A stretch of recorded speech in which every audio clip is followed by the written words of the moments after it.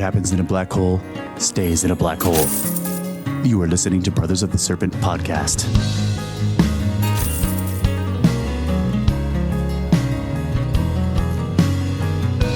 And welcome back, ladies and gentlemen, boys and girls, angels and demons and monsters and serpents, to Brothers of the Serpent podcast, coming to you not live from the 10 by 10 by 10 Tangent Cube of Science, now infamous Tangent Cube.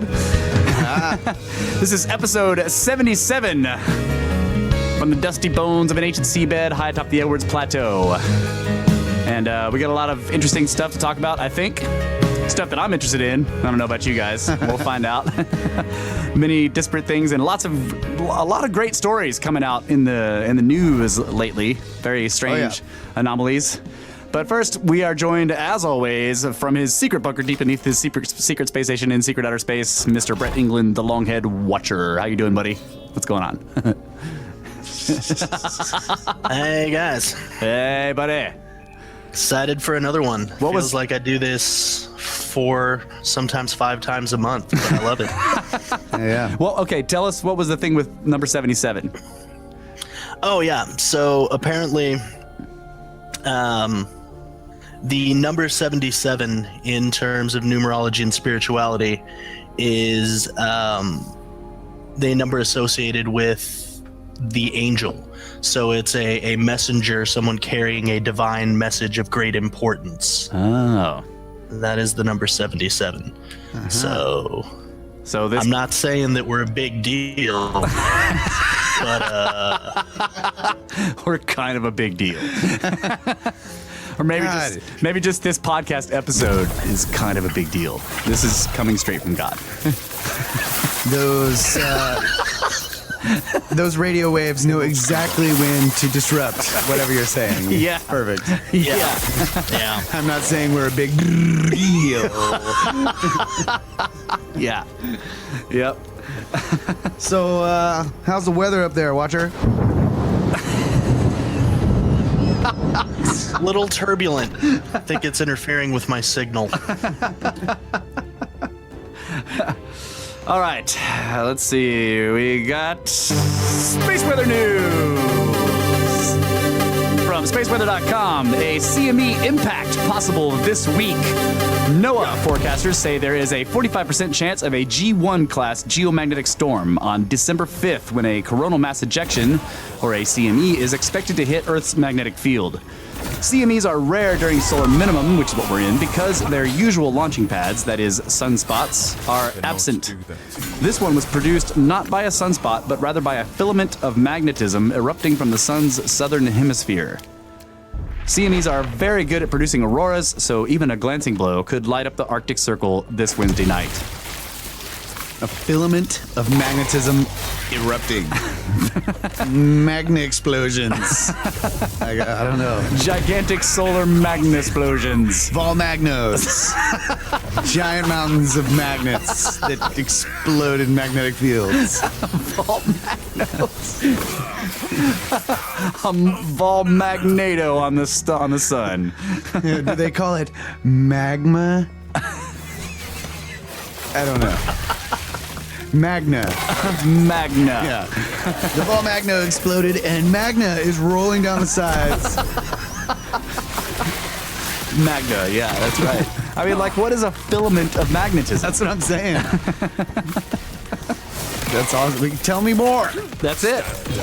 That's all there is. But the other, I was talking to the journalist. Oh, yeah. The science journalist. The other bit of space weather news is that the Geminids begins tonight. The Geminids meteor shower. And in my opinion, the Geminids are the best. They have... Twins. What? Right? Gemini? Yes, Gemini. But it's the Geminids are the best because they have the highest, on average, number of meteors per hour or whatever.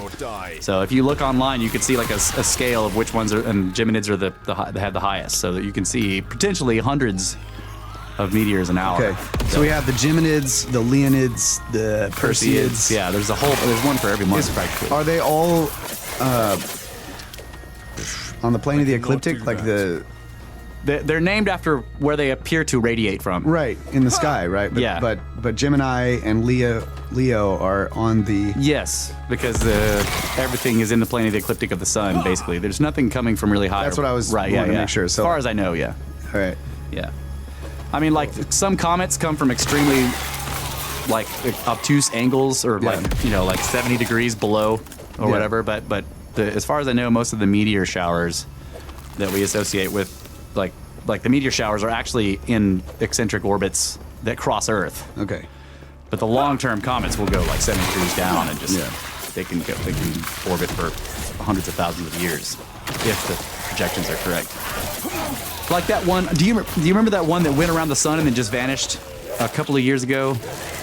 Everybody thought it was going to be amazing, and it came in, and like NASA had this ongoing thing on their website where they were constantly tracking it and calculating the orbit, right?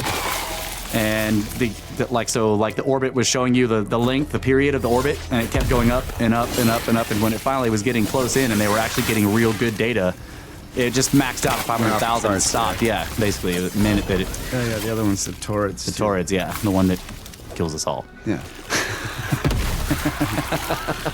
Not before we kill the Apis bull. Okay, I have something about. This sort of has a connection to space weather news. Okay. Okay.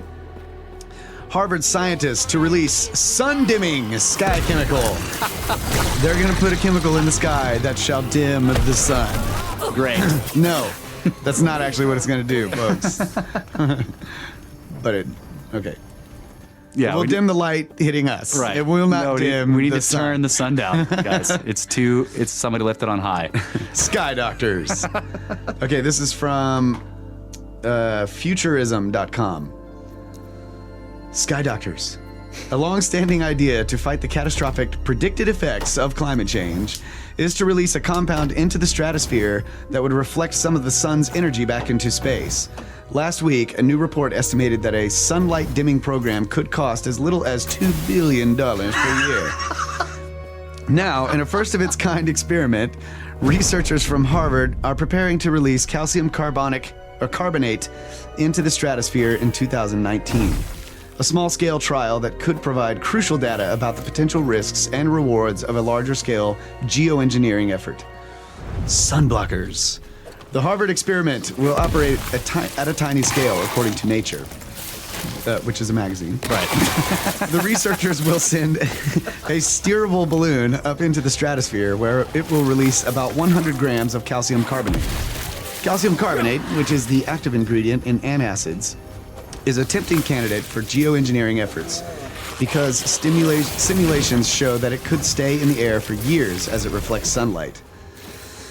After releasing the calcium carbonate, the balloon will use a laser imaging system to watch how the particles disperse. Data the researchers can use to model how larger quantities of the substance might behave.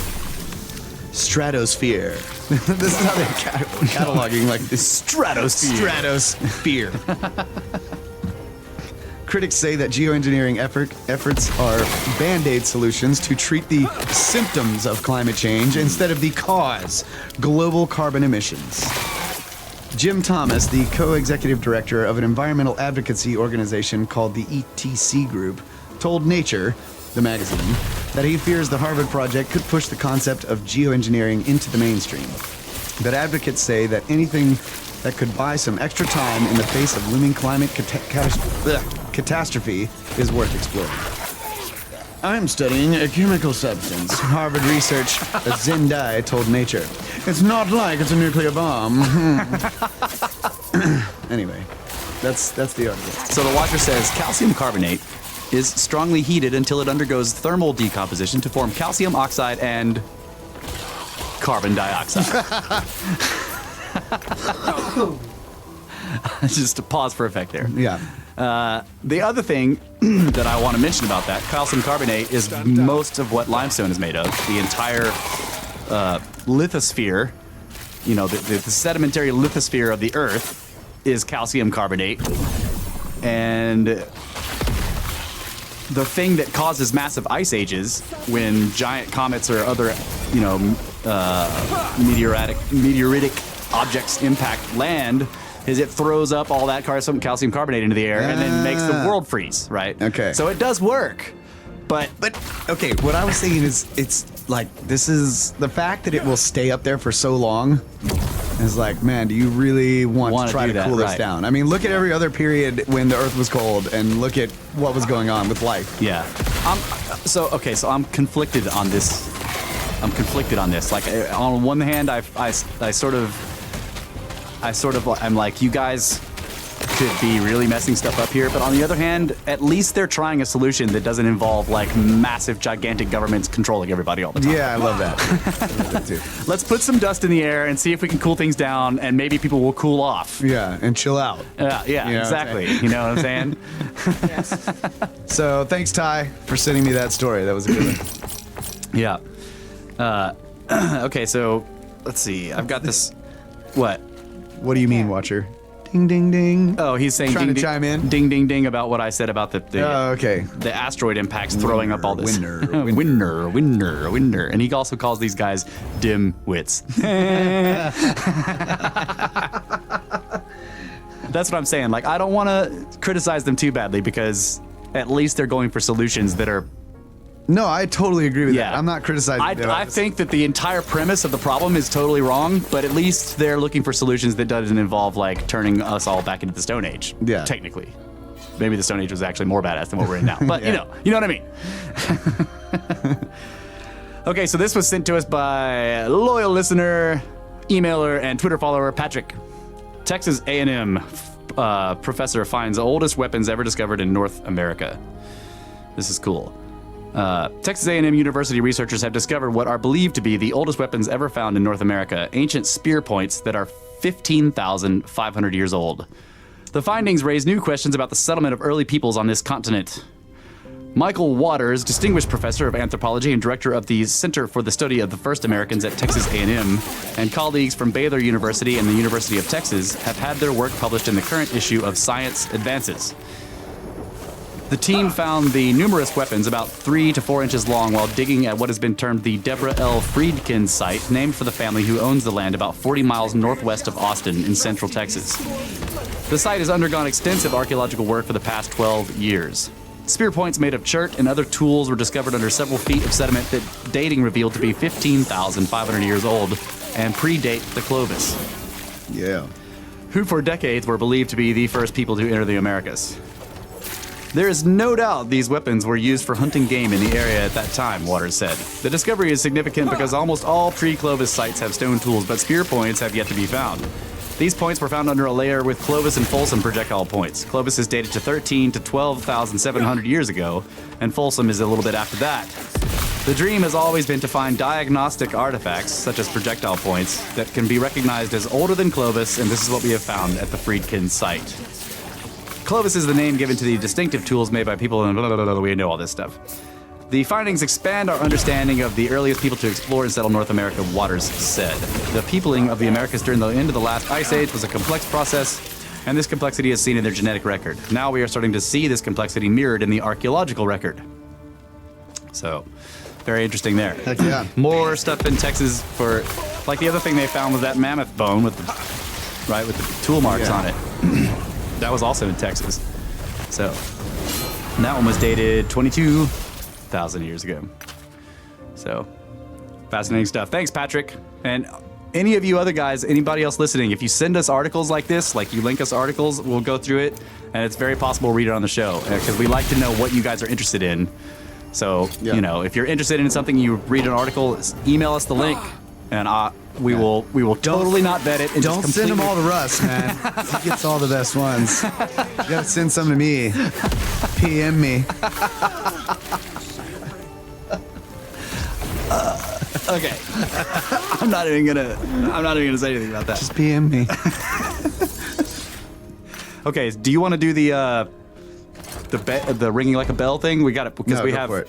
have both articles. Okay, so we Well, got I got two. this huge article. I don't want to read the whole thing. Right. No. Right, but I've got a small article that sort of gives an outline, and then you can give more details from yours. You think that'll work? Go for it. Okay.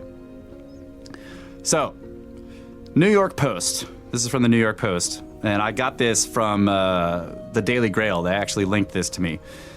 Okay. Nobody knows why the Earth just rang like a bell, is the name of is the headline. Seismic sensors first picked up the event, originating near an island between Madagascar and Africa. Then, alarm bells started ringing as far away as Chile, New Zealand, and Canada. Hawaii, almost exactly on the other side of the planet, also picked up the event. No one knows what it was. Meteorite? Submarine volcano? Nuclear test? I don't think I've seen anything like it. National Geographic reports Columbia University seismologist Goran Ekstrom as staying. It doesn't mean that, in the end, the cause of them is that exotic. In other words, I think what he's saying there is, just because we don't know what it is, doesn't mean it's weird. Right. Yeah, I like that. Yeah. At the center of the mystery is the tiny island of Mayotte, which is how I think it's pronounced that way. Mayottte. I'm just going with Mayotte. Positioned about halfway between Africa and Madagascar. What's going on there? The website plays a video. Oh, okay. It's been so... When's the last time that happened to you? This only happens every 16 years. This is the last time that happened to you. Okay. So, at the center of the mystery is the tiny island of Mayotte, positioned about halfway between Africa and Madagascar. It's been subjected to a swarm of earthquakes since May. Most have been minor, but the biggest on May 8th was the largest in the island's recorded history, topping at a magnitude of 5.8 on the Richter scale. But the earthquake swarm had been in decline before the mysterious ringing was detected earlier this month. Ekstrom, who specializes in unusual earthquakes, but just because they're unusual doesn't mean they're weird, as he points out much about the November 11th event was weird. It was as though the planet rang like a bell, maintaining a low-frequency monotone as it spread. Earthquakes, by their very nature, usually register as short, sharp, cracked sounds. As tensions in the Earth crust suddenly release, pulses of clearly identifiable seismic waves radiate outward from where the slippage occurs. The first signal is called a primary wave, high-frequency compression waves that radiate in bunches. Then comes a secondary wave. These high-frequency waves tend to wiggle more. Only then come the surface waves. These slow, deep rumbles tend to linger and can circle the Earth several times. The November 11th event is notable in that no primary or secondary waves were detected. All that was registered was the deep, resonant surface wave.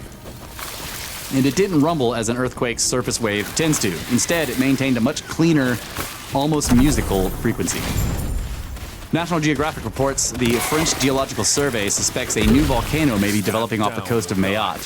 While the island was created by volcanic activity, it's been dormant for more than 4,000 years. The French believe the weird ringing may have been generated by a movement of magma some 30 miles off the coast and deep underwater. This is supported by GPS sensors detecting that Mayotte, the island, has moved some 2 inches to the southeast in less than 5 months. But it's a poorly mapped region. Exactly what's beneath the ocean can only be guessed at. Ekstrom believes the unusually pure signal could have been caused by magma sloshing about inside of a chamber or being forced through a gap in subsurface rocks, but he's not certain. Good.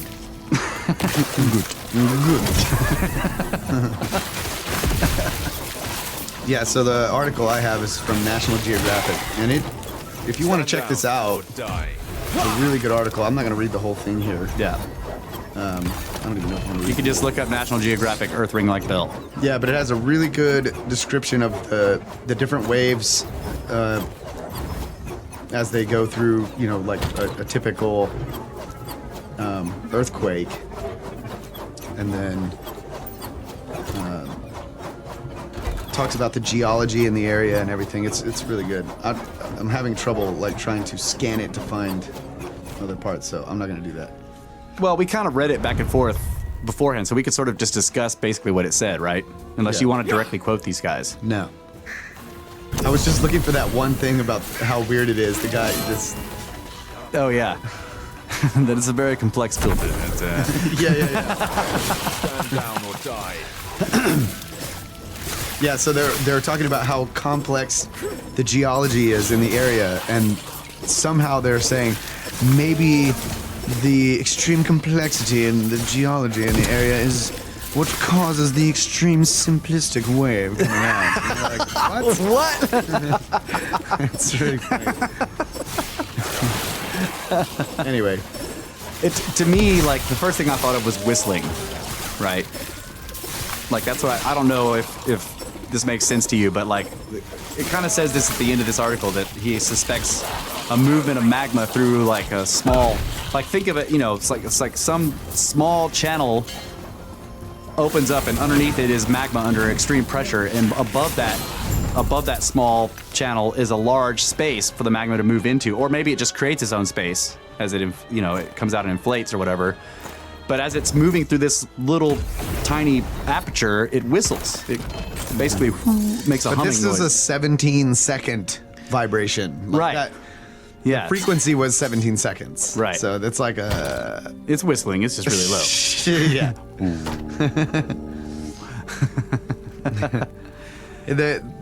Like in that article, in the National Geographic article, they go into more detail about the magma chamber and how there's like a sloshing effect, and it's you know, very regular. It's causing this sort of like boom, boom, boom. Yeah, like, yeah.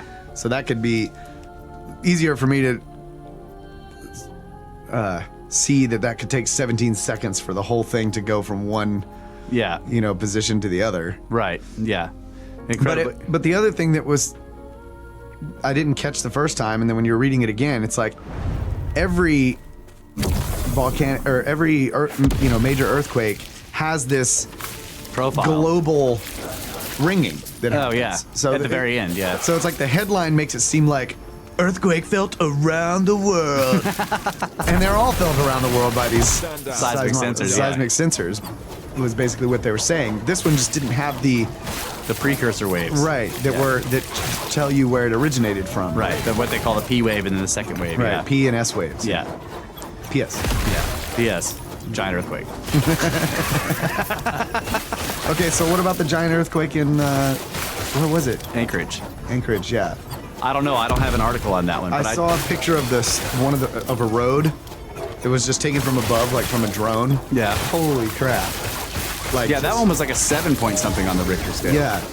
Yeah, and there was a Mysterious Universe did have an article. I don't have this queued up, but maybe I can find it for after the break or something. But the Mysterious Universe did have an article that Brenner sent to us, talking about how people were saying that it was due to planetary alignments. Like there was some kind of alignment, and they were saying that earthquake in Anchorage was caused by this alignment. Yeah. So I can look that up if we. Proof astrology is correct.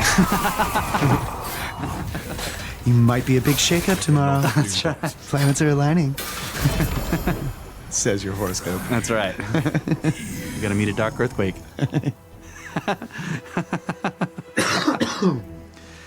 Okay, so I also So have, yeah, 17-second wave, 0.0588 hertz. yeah, still a frequency, bro.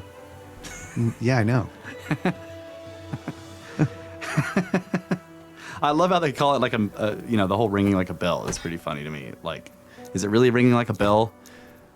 Is it? I guess I need to look into actual bell physics. Like, what does ringing like a bell really mean? Because a bell to me, like it's got this. The planet doesn't, just because there's like a ping on one side and then these waves go out and sort of go around it. Is that what a bell does? I think they mean the regular, like the periodicity, I guess. Oh, like it's musical. Constant period, right? It's a regular frequency. It's not like a bell has a very distinct frequency Yeah. instead of like some really complex wave. Right. Okay. Maybe that's what they mean. All right. So I do have Could say ringing like a string or ringing like a plate for you flat earthers out there. ringing like a Chladni plate. That's why there are waves in the ocean, man. Okay, so I do have one from mysteriousuniverse.org. Archaeologists are searching for Dead Sea Scrolls in newly found caves. This is by Jocelyn LeBlanc. Archaeologists have found 2 new caves near Do it. Qumran in the West Bank that they think may hold some Dead Sea Scrolls. The newly found caves, which are called 53B and 53C, are located close to other caves where some scrolls have already been found. I kind of like Newfound caves, like the way you were putting it. Newfound caves. Nufen Yeah. and Nufen Cave. The previously found Dead Sea Scrolls were discovered in 12 caves that were near Qumran and included 900 manuscripts. 12 caves. Yeah. Why do they think there are more? Dumb. It is thought that a group of people called Essenes lived in Qumran and that they were the ones who wrote a lot of the scrolls. The Essenes ended up leaving the area around 70 AD when a revolt began against the Romans. The first 11 caves were found between the years 1946 and 1956. Those 11 caves held the majority of the scrolls. The 12th cave, however, was discovered much later in 2017, and only one blank scroll was found inside. The archaeologists did, however, find jars, textiles, string, and rope that were used to store the scrolls. By finding the remains of items used to store them, but not finding the actual Dead Sea Scrolls, it would indicate that they were more than likely stolen at some point. So the 12th cave had been looted in antiquity. We've heard this before. Yeah. Didn't bother stealing the blank one. Right. This one's blank. Leave it. How did they know it was blank? Did they open all the scrolls before they sold them? I know. It's probably that the stuff that was in those scrolls, it's the same like oh, sorry, this cave was looted in antiquity, but they left like all the other artifacts. Yeah. Like the gold string that held them together, Yeah. All right. The two new caves that have been recently discovered are close in proximity to the 12th cave, and they also contain evidence that indicates the scrolls were indeed there in the past. Unfortunately, archaeologists have yet to find any remaining scrolls, but they still have a lot of investigating to do. Inside of Cave 53B, researchers found several artifacts from humans visiting the cave years earlier, which included a bronze cooking pot and an oil lamp. In a paper written by archaeologist Randall Price of Liberty University in Virginia and Oren Gutfeld of Hebrew University of Jerusalem, they wrote that researchers found, quote, large amounts of pottery representing store jars, flasks, cups, and cooking pots, and fragments of woven textiles, braided ropes, and string. So that implies that people were living in there, maybe. Or maybe they were storing more than just scrolls. Maybe that's where they were writing the scrolls. They had blank scrolls. They had everything they needed. Yeah, clearly this is where the scrolls They are had a being lamp. created. Yeah. They were writing the scrolls, and then they were like, too many people know about this scroll writing cave. So we need to hide these scrolls in another cave. After analyzing the bronze, it could be that they were copying stuff. Yeah. After analyzing the bronze cooking pot, it was determined that it dates back from between 100 BC and 15 BC, which is also the same time that people were living at the archaeological site of Qumran. Also, the oil lamp that was found in the cave looks quite similar to the lamps that were found at Qumran, which would indicate that the people who inhabited the site more than likely used the caves as well. So in other words, they date from the same period that people think the scrolls were stored there. So these aren't the looters.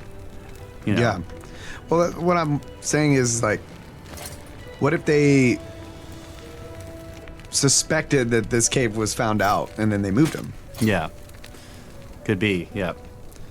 And there's thousands of caves. in this Yeah. whole Maybe area. there's just one paranoid guy that was like, no. We gotta move now. Yeah. The Romans have found me. I must move all 900 of my scrolls. We have not analyzed all the pottery from the cave, so we do not know if a scroll jar was present. But since the rope, string, and textiles found in the cave 53B are quite similar to the ones previously found in cave 12, I think their numbering is off here. Cave 12, and then they go to 53A and B. Yeah. Like, what's wrong with you guys? It may have also been used to store the scrolls as well. As for the second newly found cave, called 53C, researchers found a piece of scroll jar, which indicates that scrolls were stored in that cave at one time. They are currently excavating the cave to see if they can find evidence of any hidden scrolls. It's cool. Yeah. And keep an eye out for copper. Yeah. Copper scrolls. Yeah. Come on. Like the Yeah. copper scroll that was found way back behind in some other chamber behind all the Dead Sea Scrolls once they got through. Yeah. Like, you couldn't even get back there. Right. Because the jars filled the chamber. Right. All those were just to hide the copper scroll. That's right. Eh, They spent all this time in cave 53A and B writing scrolls to hide the copper scroll. that's right. And the copper scroll was basically a list of treasure, Yeah, that's right. and with like riddles and clues on where to find it. And they're like, this is obviously a hoax. And you're like, what? Yeah, what? This is a Copper Scroll hoax fad. Yeah, that's right. It was a Copper Scroll hoax fad at some point, thousands of years ago. Oh, man. And every time somebody finds something that was like mentioned in the Copper Scroll, they're like, no. Yeah. That's not in the same area. That couldn't have been. Yeah. Because It's just a coincidence. They wouldn't have known about that because it's too far away. And you're like, Right, how do you even know that the people who buried the Dead Sea Scrolls in there knew the Copper Scroll was back there? That's true. Or that they could read the Copper Scroll. Yeah, Or exactly. is it in the same language? I don't even know. I don't know. I think so, probably. But I just remember there's one place I think that it lists was actually in Giza somewhere. Oh. I think it might have been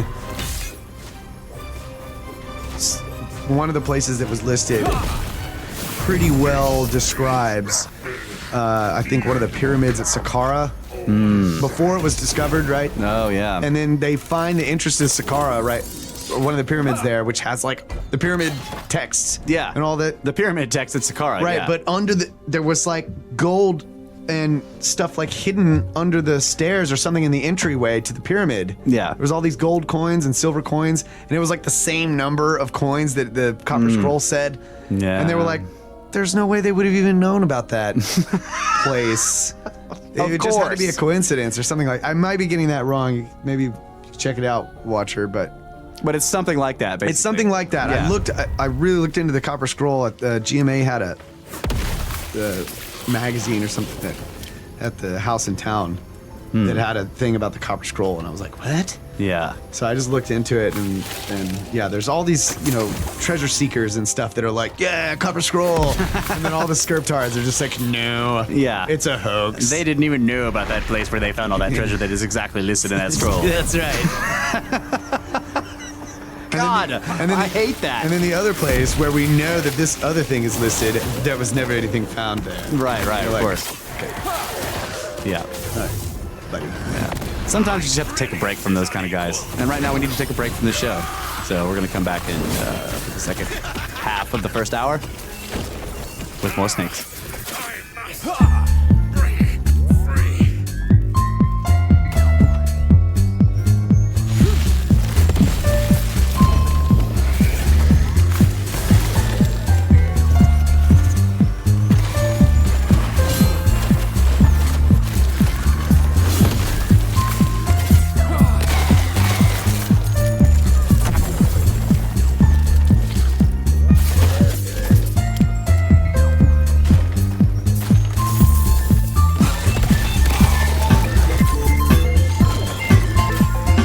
All the Scriptards think that the only place any of the treasures can be hidden that are listed on the Copper Scroll is Jerusalem, Oh my God. right? Like that's one of the things I read. Like, it's got to be right around Jerusalem. Right. It has to be around the Dead Sea or wherever it was found. Yeah. Right, yeah. Man. So one of the to me, the most fascinating thing that the Copper Scroll lists in its list of treasures is the location of another Copper yeah. Scroll. Yeah. God dang it. Like, greatest scavenger hunt of all time. I know, right? Like, sign me up. Donate to our pyramid scheme, folks, so we can find the Copper Scrolls. That's right. Maybe we should start up a Copper Scroll scheme. Go to the website, brothersoftheserpent.com. Click on the donate button. Yeah. Help us out. Help us out. We gotta go find this You trick. guys will get the scoop first. The Copper Scrolls. So the Watcher informed us during the break that the Copper Scroll is mixed with a tiny amount of tin, which makes it a proto-bronze. That's how you make bronze, is copper and tin. So it'd be really interesting to find out. We were just pointing out that it'd be interesting to find out where did the copper come from. Yeah, so when was the Bronze Age? In reference to, what the idea around the Dead Sea Scrolls, Yeah. like that they were. Bronze Age, I don't know. I would need to look that up. I'm Watcher, thinking see it's if you can. later than sort of the biblical times. Yeah, well, yeah, bronze was like the Greeks, the ancient Greeks used bronze weapons, right? This is previous to. Yeah, the Watcher could find it. Okay, so 3000 to 1200 BC. Yeah, so I was guessing 12. Oh, wow. I was guessing Yeah, I'm way 2000 off. BC, but I yeah. didn't know. I know nothing. I know nothing. So after that is the Iron Age. But before that, yeah, the Bronze Age is pre-iron. So when supposedly. were the Dead Sea Scrolls actually dated? Like as to when they were. Like how old is the papyrus or whatever it is? So 70 AD is when they say the Essenes left the area. So they're in the zero period. So, that doesn't matter. Like once you've gotten past the Metal Age, that metal is still used post Bronze Age, right? Post Bronze, you still have bronze, right? We still have bronze today. So being in the Iron Age, you still have bronze stuff, then it's a lot easier to hammer out a scroll of copper than it is to hammer out a scroll of iron, I think. Right, no, I was just wondering in terms of, okay, so if it's almost bronze, was this scroll, say, before the Bronze Age or just after? Yeah, well, no one knows how old the scroll is, right? Right. But they just assume that it's the same date as, yeah. Yeah, and I can't remember if it's, like you asked the good question, is it the same script? Is it in the same sort of dialect? So the Watcher says the origin of the Dead Sea Scrolls, which were written between 150 BC and 70 AD, remains a subject of scholarly debate to this day. In other words, no one's actually sure if the people who stored them there were the people who wrote them. Like, no one knows really. And yet but the language itself, they can date it like contemporary with other writings that are well dated. Yeah. The language is known. It's Semitic, right? Right. Which is a large number of languages, but it's Semitic stuff like Aramaic. Yeah, I'm talking about, say the etymology. The they can determine. Yes. So they can. But that's the other thing is like the origin of the texts themselves is unknown, and in that a lot of them could be just like the pyramid text, which we were talking about, are actually copies of much, and the scribes themselves that wrote this pyramid text said this. They're like, we are putting this on here because the texts we have are falling apart. Right, we're gonna write it on the wall of the pyramid. Right. Because screw this paper stuff. Right. The same thing happened at the Edfu building text. What trees were they making that paper out? We live in the desert. Yeah, and the Edfu building texts in Egypt are the same. Like there's that whole huge complex of Edfu, and all inscribed on the pillars and everything. The walls are just all these crazy texts, and the scribes were like, our scrolls are falling apart, so we're putting the most important parts that we think are important, and some of them we don't even understand anymore. They couldn't even read them. Yeah. Even though they're written in hieroglyphs, they don't know. They had lost a lot of the meanings of some of the hieroglyphs are just lost, so they were just copying them directly onto the. Yeah, so the Watcher's saying that the Dead Sea Scrolls are probably translated versions of even older texts. Well, yeah, I mean, a lot of what's in the Dead Sea Scrolls is also in the Enuma Elish in various different forms, which is Sumerian. Right, so maybe they had a bunch of crumbling clay tablets, too. I mean, who knows? Yeah. The Copper Scroll, though, is... I immediately think Metal Library and Solomon and all that kind of stuff. Like I'm like, okay, if anybody's making books out of metal, it's Metal Library, right? And I start thinking about Joseph Smith and metal plates, and there's like all over the world these legends, and then people are finding them, and people are like, no, that's not what those are. It's a scroll, not a book. It's not a library. And those treasures weren't found there, and you're just like, all right. Yeah. There aren't any metal pages. What about the Copper Scroll?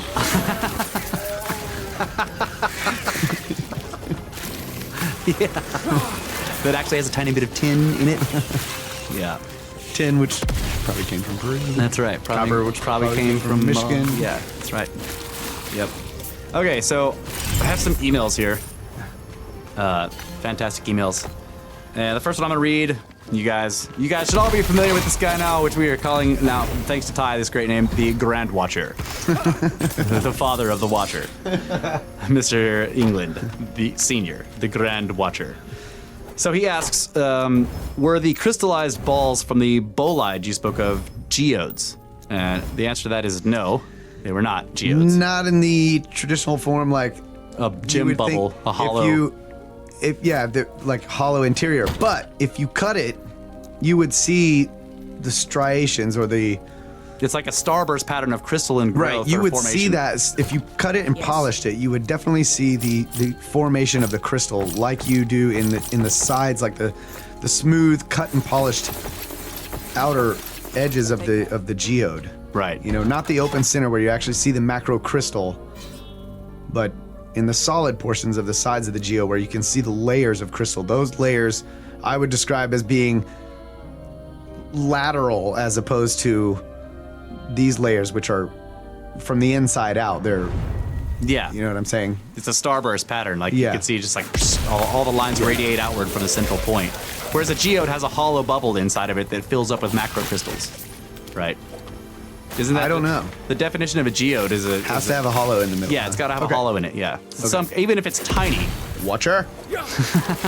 Watch out! He's probably right. I mean, that's what I've always thought too. Like but, the slang term, not slang, but the non-scientific term for them is gem bubble. okay. Right? So Yeah. that's what they are. It's a bubble that has gems in it, Yeah. crystals. And if you're in a place that you know people find geodes there, just look for cauliflower on the ground. Yeah. If you find cauliflower, Yeah. break it. If you find a piece of cauliflower, smash it. Right. Take it to a diamond saw guy. Or you can get some sand and some hemp and rope and 10,000 units. And you will have a very nicely cut, polished geode. But don't cut too far, because you might cut into the rock beneath you. Right. Yeah. That's happened a lot in ancient times. People cut too far and they cut deeply into the rock below, and that just wastes a lot of time. We were asking you to Look for a up, geode. What's the definition? Yeah, does it have to be hollow? Which it probably does. Yeah, probably does. Okay, so next, did you ever see the recent LiDAR images of the South American jungle showing a huge city beneath the trees? Yes. Hell yeah. Yeah, and we talked about that some on one of the shows, and we were planning on sending a secret message to China saying that their new LiDAR satellite, that there's probably Submarines. national security threats to China. to China in that jungle. That's right. So we're hoping they would just LiDAR the whole thing. Okay, so the definition of geode is a small cavity in rock lined with crystals or other mineral matter. A rock containing a cavity lined with crystals. Yeah, so it does require that a small cavity is crystal filled. Fine. Gem bubble. Wrong again. Not a problem. It just means I We're learned really something good about today. this show. That's right. Just means I learned something today. That's right. We're really good at being wrong. You can't learn anything if you're right all the time. This is true. The two things are mutually exclusive. Okay. Let's see. I mean, other than learning how wrong other people are. He says, weren't all languages made up? So he's talking about the Aymara.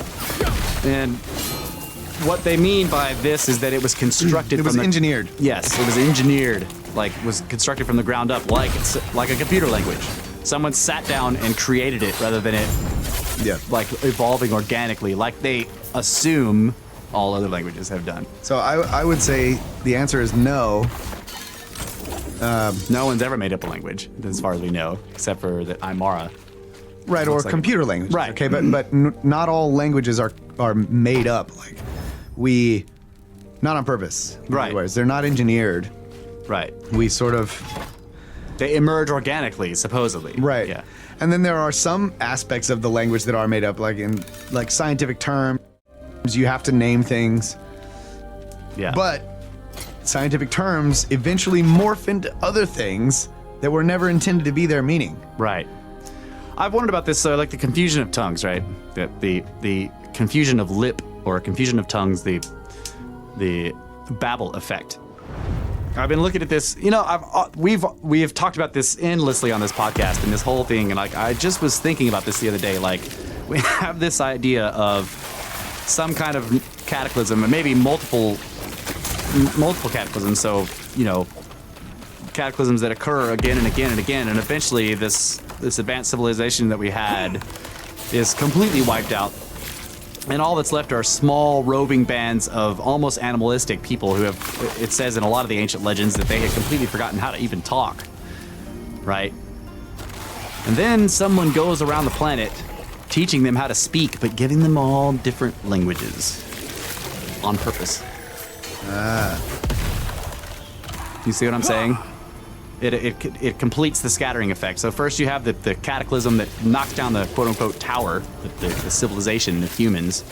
Now you have these small, tiny bands that are because they were a globe-trotting civilization, right? They were all over the send world. out like 72 geniuses, Right. that all speak these different languages, and get them to. Or they just build languages like a computer language, and then they teach people how to talk again, because it says they rose, they brought them like, here, look, here's how to talk, here's how to use an alphabet, here's how to write, here's how to hunt and fish, and they sort of give them civilization again, but they teach them all different languages all around the world, and they also give off different names for themselves. Yeah.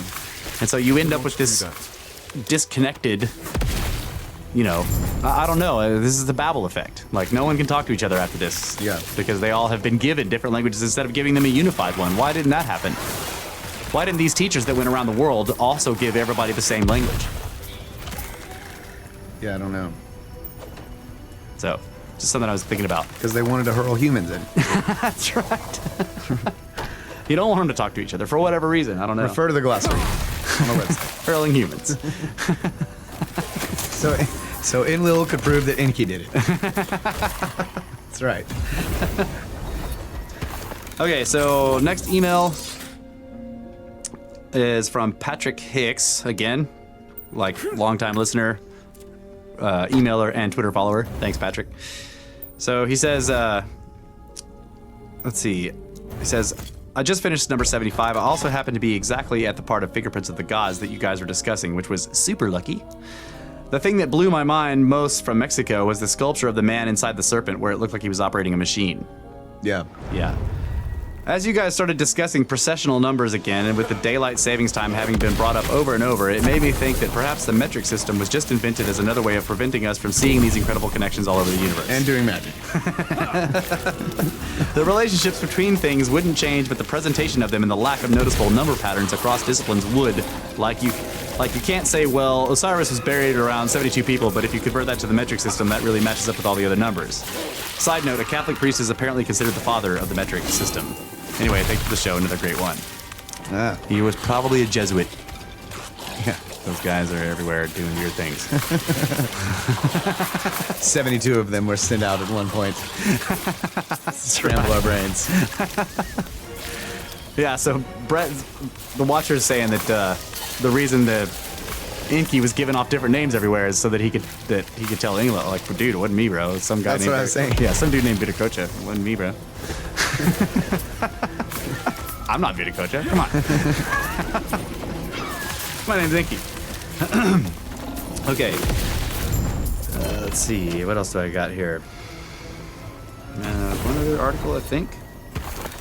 Yeah, okay, so I wanted to talk about this. This is, so I'm doing research into this other topic that is going to be coming up on a future show. And I come across this thing called the Porta Alchemica. Okay. In Rome, Italy. So Roma. in Roma? Yeah. Yeah.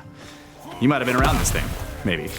So it's called the Porta Alchemica. Wait, when in Rome? When in Rome. Was I around it? I mean, do you recognize this? Okay. No. So, this thing is like... Why are you always looking at obelisks? That's what our boss said to Kyle. Yeah, he was getting mad at me because I was always trying to find obelisks. I just bail away from the group and go look at an obelisk. Stop looking at obelisks. Sorry, guy. Look at that obelisk. So, basically the story here is that there was a huge, like a palatial home, so what they call what do they call them? A castello or there's an enormous, wealthy house, right? This huge home, and like it had all these doorways, but there's this legend that this one guy who's like a sort of a famous alchemist disappeared after passing through this one doorway in this house. Okay, I'll get into the more details later, but he basically disappears and leaves behind nothing but a strange manuscript with indecipherable symbols and text on it and some gold dust flakes. Okay, I think these are clues to something else. Okay, but basically the reason for the gold dust is because this guy is obviously searching for the Philosopher's Stone, which allows you to turn any material into gold, and also give you immortality, right? Yeah. Okay. So eventually the whole building was torn down, but for whatever reason they left this one doorway, the portal, the entryway. Okay, Yeah. and now that's all that's there. It's just this one door, and it's been turned into this small little park in Rome, and there's just this freaking door there that doesn't go anywhere. That's awesome. Okay, and inscribed around it are these symbols that were apparently on this mysterious document that was left by this disappearing alchemist. Because the person who owned the home wanted to preserve what that guy wrote, and he like inscribed them on there, and then also put in all these strange little inscriptions that are like riddles, basically. And so when much later, when the home was torn down, for whatever reason, they left that portal because it contains this mysterious script. Okay. So I'm just gonna read this from. This is actually from Triposo.com. The alchemical door, also known as the Alchemy Gate or Magic Portal, is a monument built between 1678 and 1680 by Do it. Massimiliano Palombara, the Marquis of Pietroforte, in his residence, the Villa, that's what I was looking for, the word Villa Palombara, which was located in the Esquiline Hills near Piazza Vittorio in Rome. This is the only one of 5 former gates of the villa that remains. There was a lost door on the opposite side dating them to 1680 and 4 other lost inscriptions on the walls of the mansion inside the villa. So, legends. According to a story collected by the erudite Francesco Cancellerini in 1802, a pilgrim named Stydium was hosted in the villa for a night. That night, the pilgrim, identified later by some as the alchemist Giuseppe Francesco Bori, known as Giustiniano, I can't even say this, Giustiniano Bono, searched the gardens of the villa overnight in search of a mysterious herb capable of concocting gold. Legend held that the next morning he was seen to disappear forever through a door, but left behind a few flakes of gold, the fruits of a successful alchemical transmutation. Okay. And a mysterious paper full of puzzling symbols and equations, putatively describing the ingredients and process required. So the watchers just posted a picture of the Porta Alchemica up there. The Marquis had these symbols engraved on the 5 gates of the villa and on the walls of the mansion, hoping that one day they would actually be translated. Okay. Okay, that is an upside down pyramid. Yeah, and a right side up pyramid. Yeah. It's both. It's symbol of David too. It's the pentagram, right? 2 triangles, and that's also the male symbol. But in this one, it has like the eye Yeah, on the top of the pyramid, except it's upside down. right. Okay. A second legend holds that between 1678 and 1680, the same Giuseppe Francesco Bori, along with Anthiasius Kircher and Gian Lorenzo Bernini, designed and built the gate for the Marquis. The Marquis developed a passion for alchemy in 1656 when he visited the alchemical laboratory in Riario Palace, now known as Palazzo Corsini. Patronized by the exiled Queen Christina of Sweden, the laboratory was supervised by Pietro Antonio Bandiera and had been visited by Bori and Kircher. This tradition holds the gate was built to memorialize a successful alchemical transmutation that occurred in the Riario Palace. It was rumored that Palombara, Bernini, and Kircher were all poisoned on 28th of November 1680, probably by Bori for having revealed the secret formulas through the inscriptions on the gate. Cancellieri published his semi-fanciful account in 1806, including his interpretation of the inscriptions on the Porta Alchemica. His work was published in June 1895 in French by Pietro Bornia as an issue of the periodical L'Initiation. Okay. The emblem. The initiate. Yeah. L'Initiation. Right. The particular drawing on the pediment of the gate, with 2 overlapping triangles and Latin inscriptions, recapitulates the title page in the posthumous 1677 edition, which differed from the title page of the first edition of the alchemical book Aurelium Sacralum Redivivium by Adrian von Meinstitched? I don't know how to say Meinstitched. Minsicht, I think is how it is. Also known as Mataphanus. In 1747, the emblem was used by Wiener von Sonnenfels in his Splendor Lucis oder Glanz des Licht. Similarly, the lower part of the emblem by von Minsicht was depicting a centrum and trigonocintry. Was reproduced in a manuscript. Okay, so anyway, I want to get to the signs.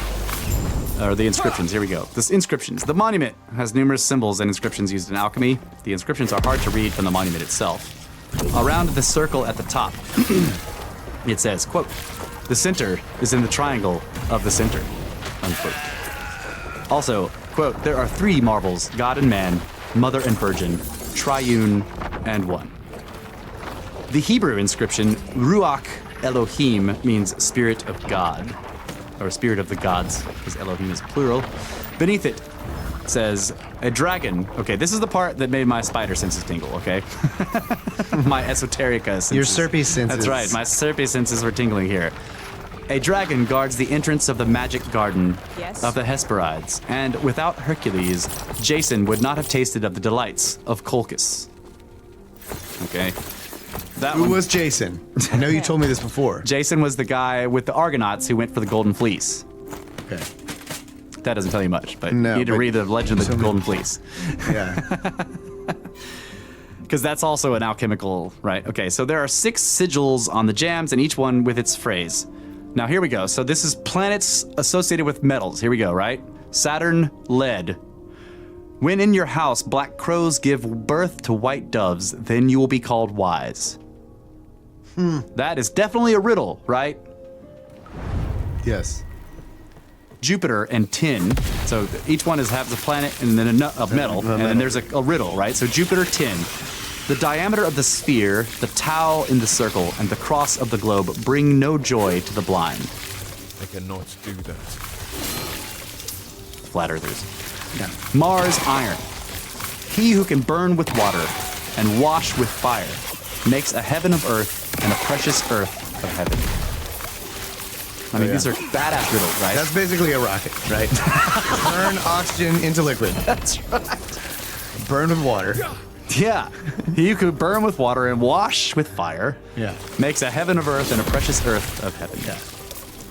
Venus and bronze. If you make the earth fly upside down, with its wings you may convert torrential waters into stone. Wait, what? Say it again? If you make the earth fly upside down, with its wings you may convert torrential waters into stone. Mercury. And Mercury, right? Yeah. It doesn't have a metal listed because it is a metal. When Azoth and fire whitened Latona, Diana comes unclothed. And then I antimony. couldn't even understand that one. What? When Azoth and fire whiten Latona, and Latona's capitalized, it's the name. And then Diana's also these are ancient gods and goddesses. Diana comes unclothed. So we have to look up the meaning of what's Diana, what does she represent? Latona, and what does that represent? And then Azoth, I think, is demonic. I think. Don't quote me on that. So how did he know Venus was upside down? Of course, because Venus is upside down. Good question, Watcher. Fantastic. See, this is what I'm saying. These are riddles. Okay. And then antimony. Our dead son lives, returns from the fire a king, and enjoys occult conjugation. On the base, vitriol. Quote, it is an occult work of true wisdom to open the earth so that it may generate salvation for the people. Yeah. Energy Yeah. instead of salvation. Right. Which is, could Pretty say close, yeah. same thing. And then it says, in another plate now lost was the device Vile eanuam tranado recludens eason obtinet locupiles velas mediae, which says, passing by opening the door of the villa, Jason obtained the rich fleece of Medea. Again, a reference to the golden fleece from Jason. So, On the doorstep, one more. On the doorstep is si sids non is, an ambiguous quasi-palindrome, meaning both if you sit, you do not go, and if you do not sit, you go. A palindrome is you can flip it around. over and it says says the same thing. Yeah. cool. Si seeds non cis, said backwards, is also si seeds non cis. That's awesome. Yeah. A palindrome. Love palindromes. So all this is very Freemasonic. it's these. This is all these alchemists that are associated with this. All the name dropping that was happening in the beginning when I was reading that. Like, don't worry about all who those guys are. It's all very much Freemasonry plus alchemy. All these people were like Nicholas Flamel is like friends with these people. Like the guy who famously, like even in Harry Potter, they listed Nicholas Flamel as Dumbledore's friend who made the Philosopher's Stone, right? Yeah. Like in actual historical, like there was a guy actually named Nicholas Flamel, and he actually is supposedly made the Philosopher's Stone. Okay, so Right. he's a famous alchemist. He was friends with these people. So there's this whole sort of weird mythical story about this alchemist who went out into the garden to look for a plant that would turn things into gold, and then when we passed back through the doorway, vanished and left behind nothing but a paper with these weird symbols and sayings on it and a few flakes of gold, right? That's obviously an apocryphal story full of symbols, and then the rest of the symbols are, you're supposed to be able to pull the symbols out of that key, the keys out of that story, I think, and plug them into the keys that are on the door and get something. This place is an Another scavenger hunt. Yes, this place is also it has for hundreds of years been a pilgrimage site for alchemists. That's cool. They go there and they look at this doorway, right? So I wanted you guys to think about this, like that whole thing with the planets and the metals. Those are obviously riddles to me. Like this first one really made me like, like I want to know what this means. Where it says, "When in your house black crows give birth to white doves, then you will be called wise." Yeah, that sounds like the alchemist's like goal, right? To transmutation. Yeah. To turn this thing into another thing, then you become a wizard. Right. Basically. Right. And that's But okay, what was the other one? There was one that I was like, the one with no joy to the blind. That one. The first one, that one's Saturn and lead, and that the whole turn lead into gold, turn right? lead into gold, right. When in your house black crows give birth to white doves. This full of symbols. So you can, when you turn lead into gold, you're a wizard. Yeah. Basically, that's what it's saying. All right. Jupiter 10. The diameter of the sphere, the tau in the circle, and the cross of the globe bring no joy to the blind. Yeah, so the like geomancy, geometry. Yeah. That's like it reminds me of what Randall Carlson was saying about the mark of the beast. Oh yeah. The mark is on your forehead when the numbers in your mind, yeah. The numbers are on your forehead. When you know these numbers, then you begin to see them.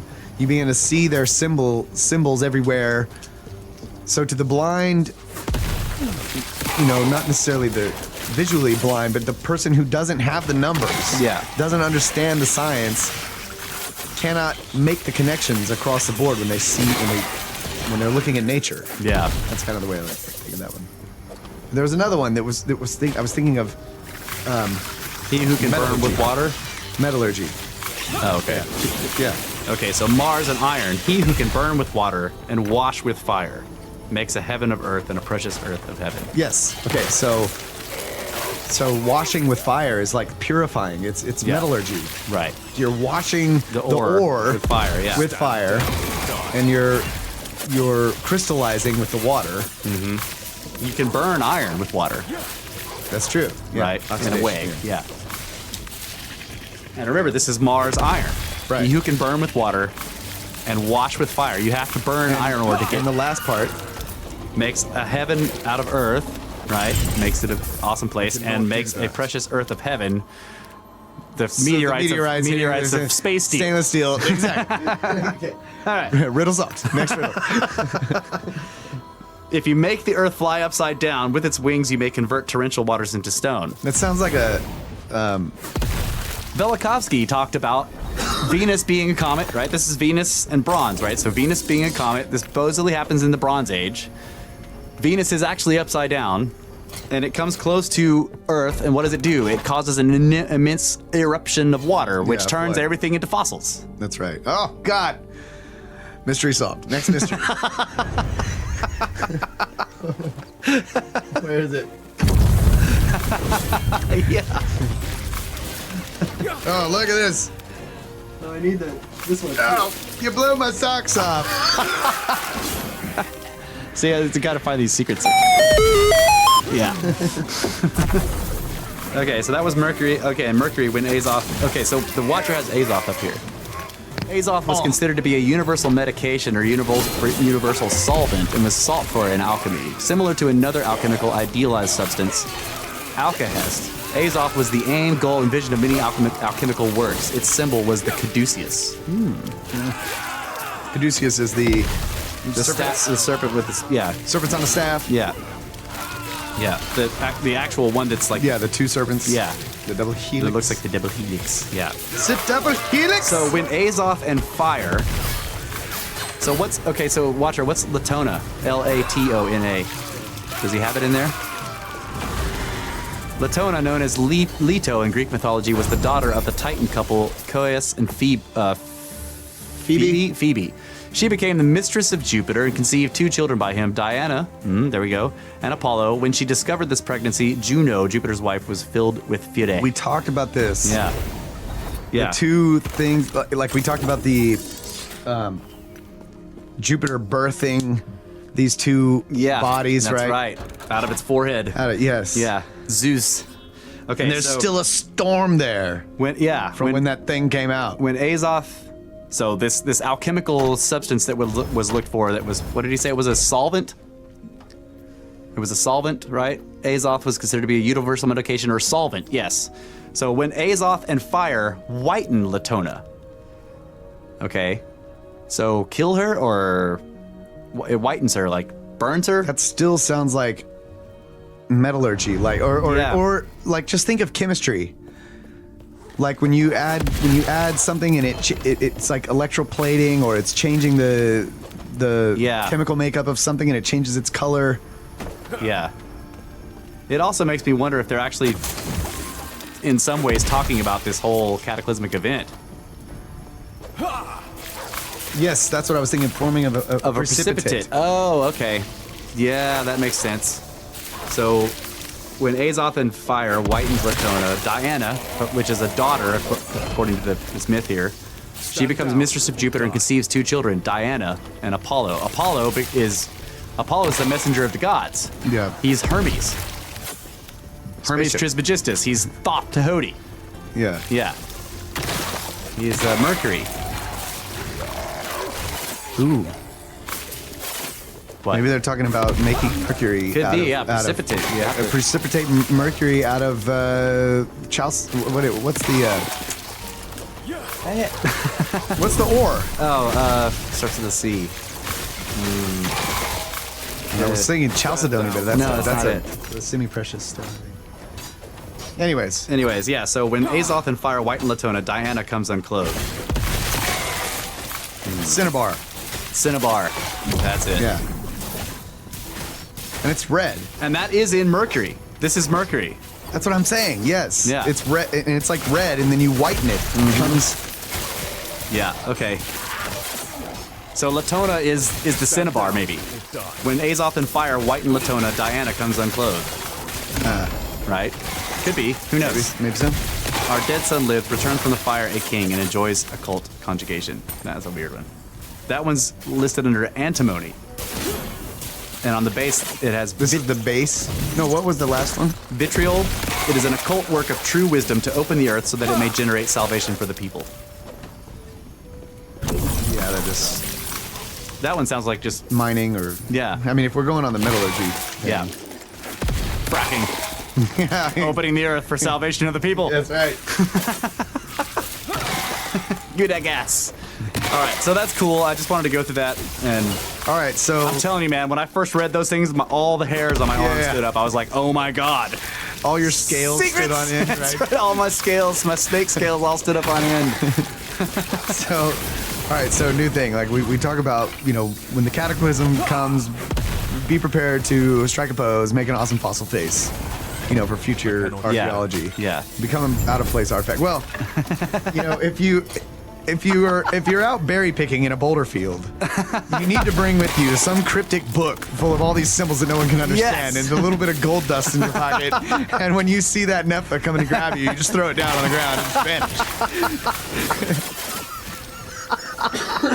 Yeah. Like, get a metallurgy book or something and translate it into your own There you go. strange cryptic language.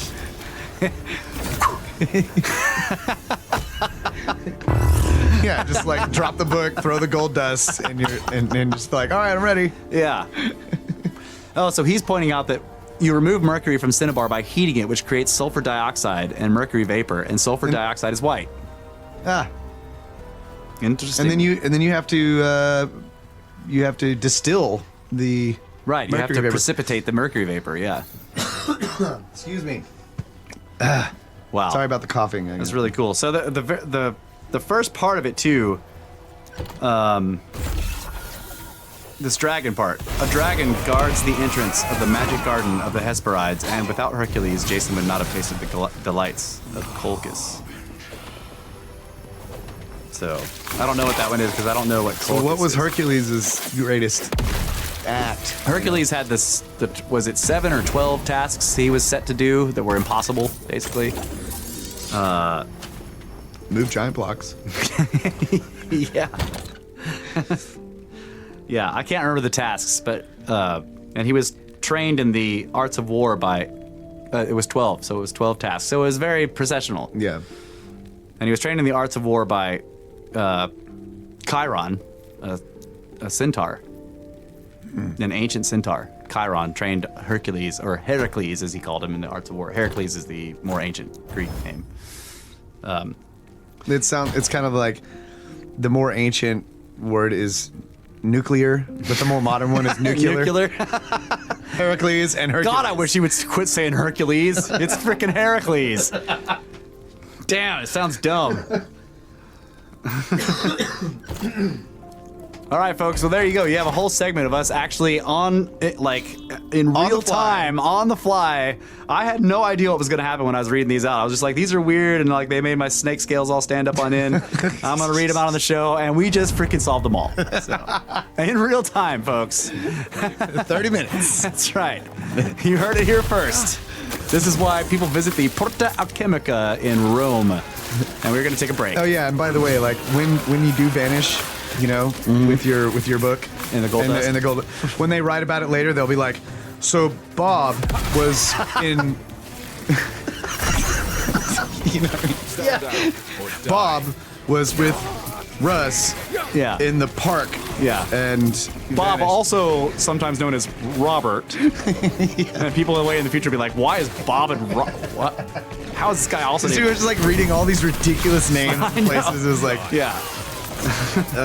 Russ, who could also have been known as Wallace, perhaps. Referred to by some as Snake Bro 1.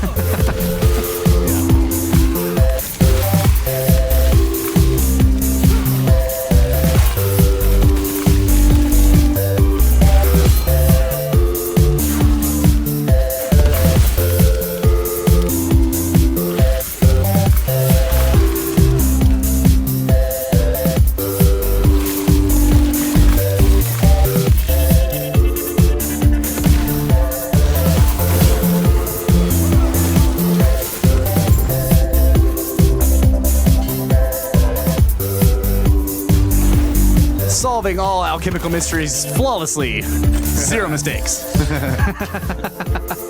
Brothers of the Serpent podcast. Doing it live if it was live. yeah. If it was live, It would be live. All right, so I have this article that, We should change that to 0 corrections. yeah, there you go. 0 corrections. We don't do- Solving all alchemical mysteries flawlessly, 0 corrections. That's right. We don't do edits around here, Right, folks. that's right. The only time we do an edit is when there's a massive technical breakdown. Yeah, that's right. Like I when guess we- what I should say is solving all alchemical mysteries on the fly. Yeah, 0 corrections. There you go. Because it may not be flawlessly. It's probably not 0 mistakes either. So, yeah. Okay, so I have this article. This is from Wired. Wired.com by Shannon Hall. Unexpectedly vanishing quasars are mystifying scientists. Well, they wouldn't be mystifying them if they were expected. That's right. My research wasted. So this is, let's see. Stephanie Lamassa did a double take. She was staring at two images on her computer screen, both of the same object, except they looked nothing alike. The first image, captured in 2000 with the Sloan Digital Sky Survey, resembled a classic quasar, an extremely bright and distant object powered by a ravenous supermassive black hole in the center of a galaxy. It was blue, with broad peaks of light, but the second image, measured in 2010, was 1/10 of its former brightness and did not exhibit those same peaks. The quasar seemed to have vanished, leaving just another galaxy. Just a galaxy. That had to be impossible, she thought. Although quasars do turn off, transitioning into mere galaxies, the process should take 10,000 years or more. This quasar appeared to have shut down in less than 10 years. A cosmic eye blink. Lamassa, an astronomer now at the Space Telescope Science Institute, was mystified. Until that moment in 2014, she, like so many others, had expected quasars to be relatively stagnant. Then you see these drastic changes within a human lifetime, and it's pretty cool, she said. Confusion turned into excitement, and a hunt began to find more of these oddities. Although less luminous examples had already been seen, astronomers wanted to know if changes as dramatic as the one Lamassa discovered were common. It was no straightforward task, given that surveys tend not to go back and look at objects they have previously observed. Why not? Too much data. Yeah.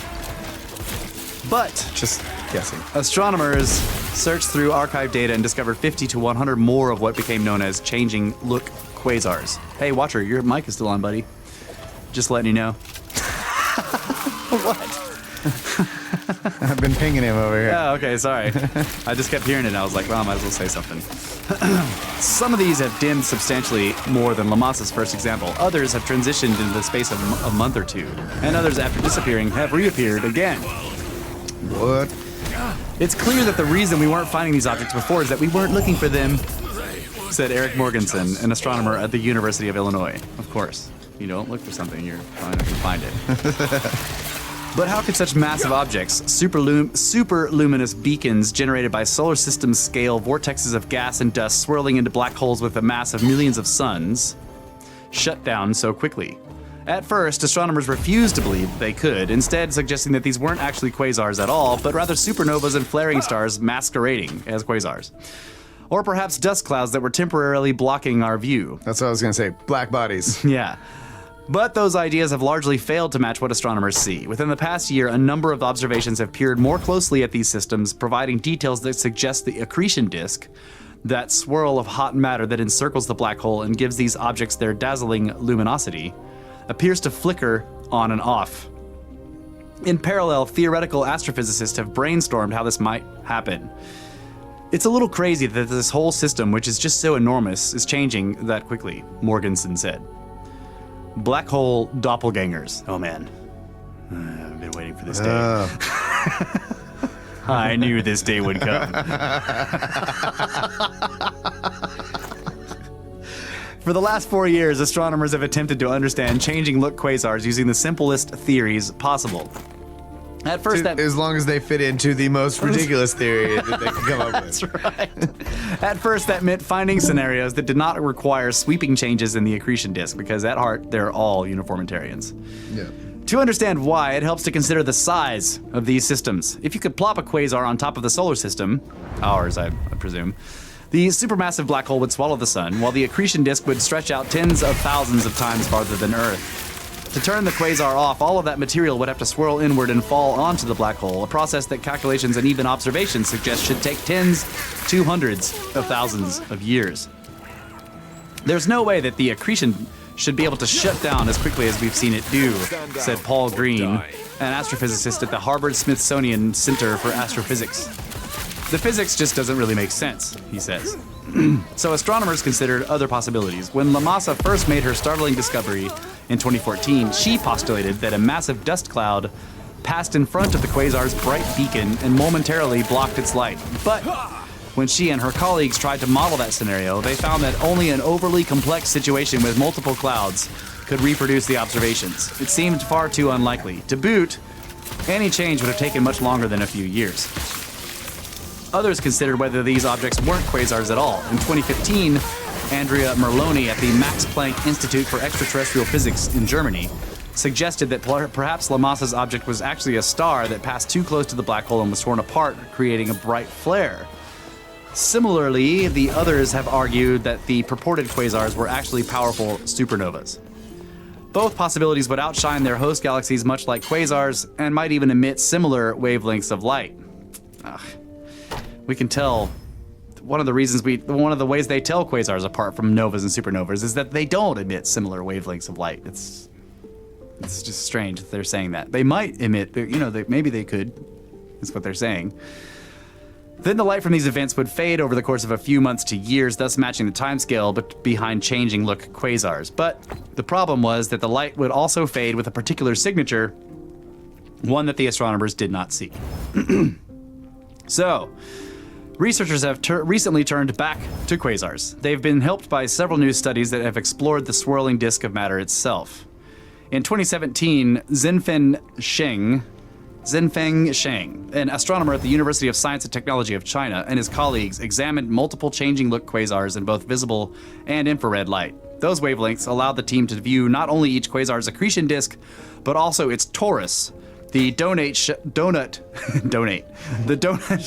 our pyramid scheme, the donut-shaped ring of dust clouds that wraps around the accretion disk. That's important because the glowing accretion disk sends visible light towards the dark torus, where it is absorbed and re-emitted as infrared light. Because of this, any change in the accretion disk will later be echoed within the torus. Sheng and his colleagues saw just such an echo, as did other studies, allowing them to conclude that it must be a sign of a change in the amount of material flowing through the accretion disk. Just how this sweeping change occurs is still a matter of debate, but many hypotheses have recently emerged. Could it be that a quasar does not have to clear its plate completely in order to shut down? This is exactly what I thought. Like the accretion disk can become stable for a little while before more material from the interior ring of the disk begins to spiral into the black hole again, and that starts the quasar back up, right? Okay. But the disk itself can become stable. In other words, it all has a stable orbit and it just rotates around like a record on a platter. Nothing falling inward, it's just spinning. Like what's happening in our solar system right now. Yes. Yeah. Nothing's falling into the sun right now. Right. Everything's fairly stable. Right. And then there's some nearby supernova or nova sends a ripple through the accretion disk, and matter begins to again fall into the interior, starts the quasar. Okay, so can you describe basically what a quasar is again? Okay. Because according to the standard model, a quasar is powered by a quote-unquote supermassive black hole, which has the mass of millions of our suns. Okay, so it's not big, it's just massive, right? It's a black hole that has millions of solar masses, so that makes its gravity gradient incredibly powerful. And then, like any black hole has an accretion disk around it, right, which is material that is being crushed by the black hole into smaller and smaller bits as it gets closer to the event horizon. And then anything falling into the event horizon is actually crushed on the subatomic level. So it's called a total conversion. All that matter is completely converted into energy, most of which is sucked into the black hole, but some of which spirals upwards because of the spin and ends up coming out as jets on the north and south pole of the black hole. That's the quasar that we see, are these enormous jets of light, of energy. Okay. Being caused by the total conversion of matter from the accretion disk falling through the event horizon into energy.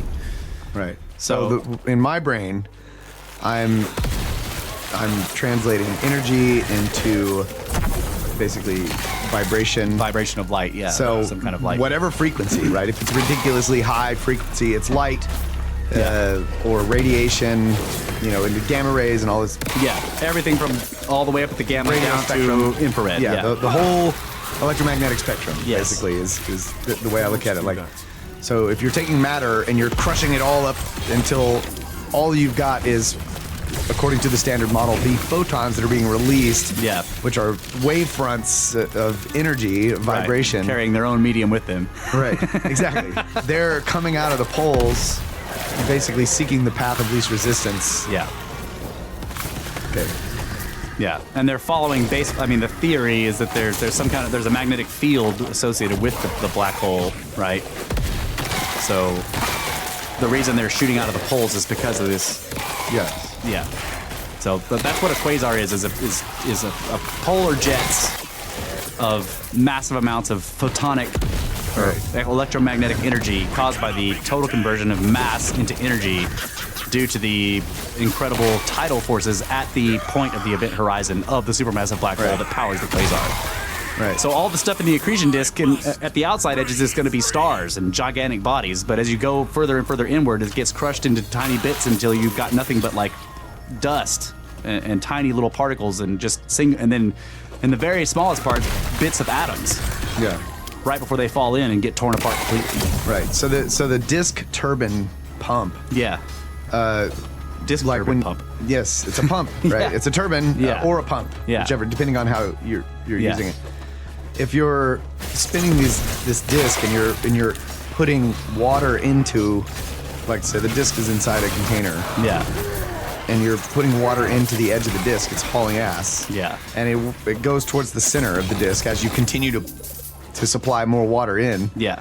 And so by the time it gets to the center, it's moving really fast, and it goes out the poles basically. Yes. Like that's the path of least resistance, basically. I see what you're saying. Yeah.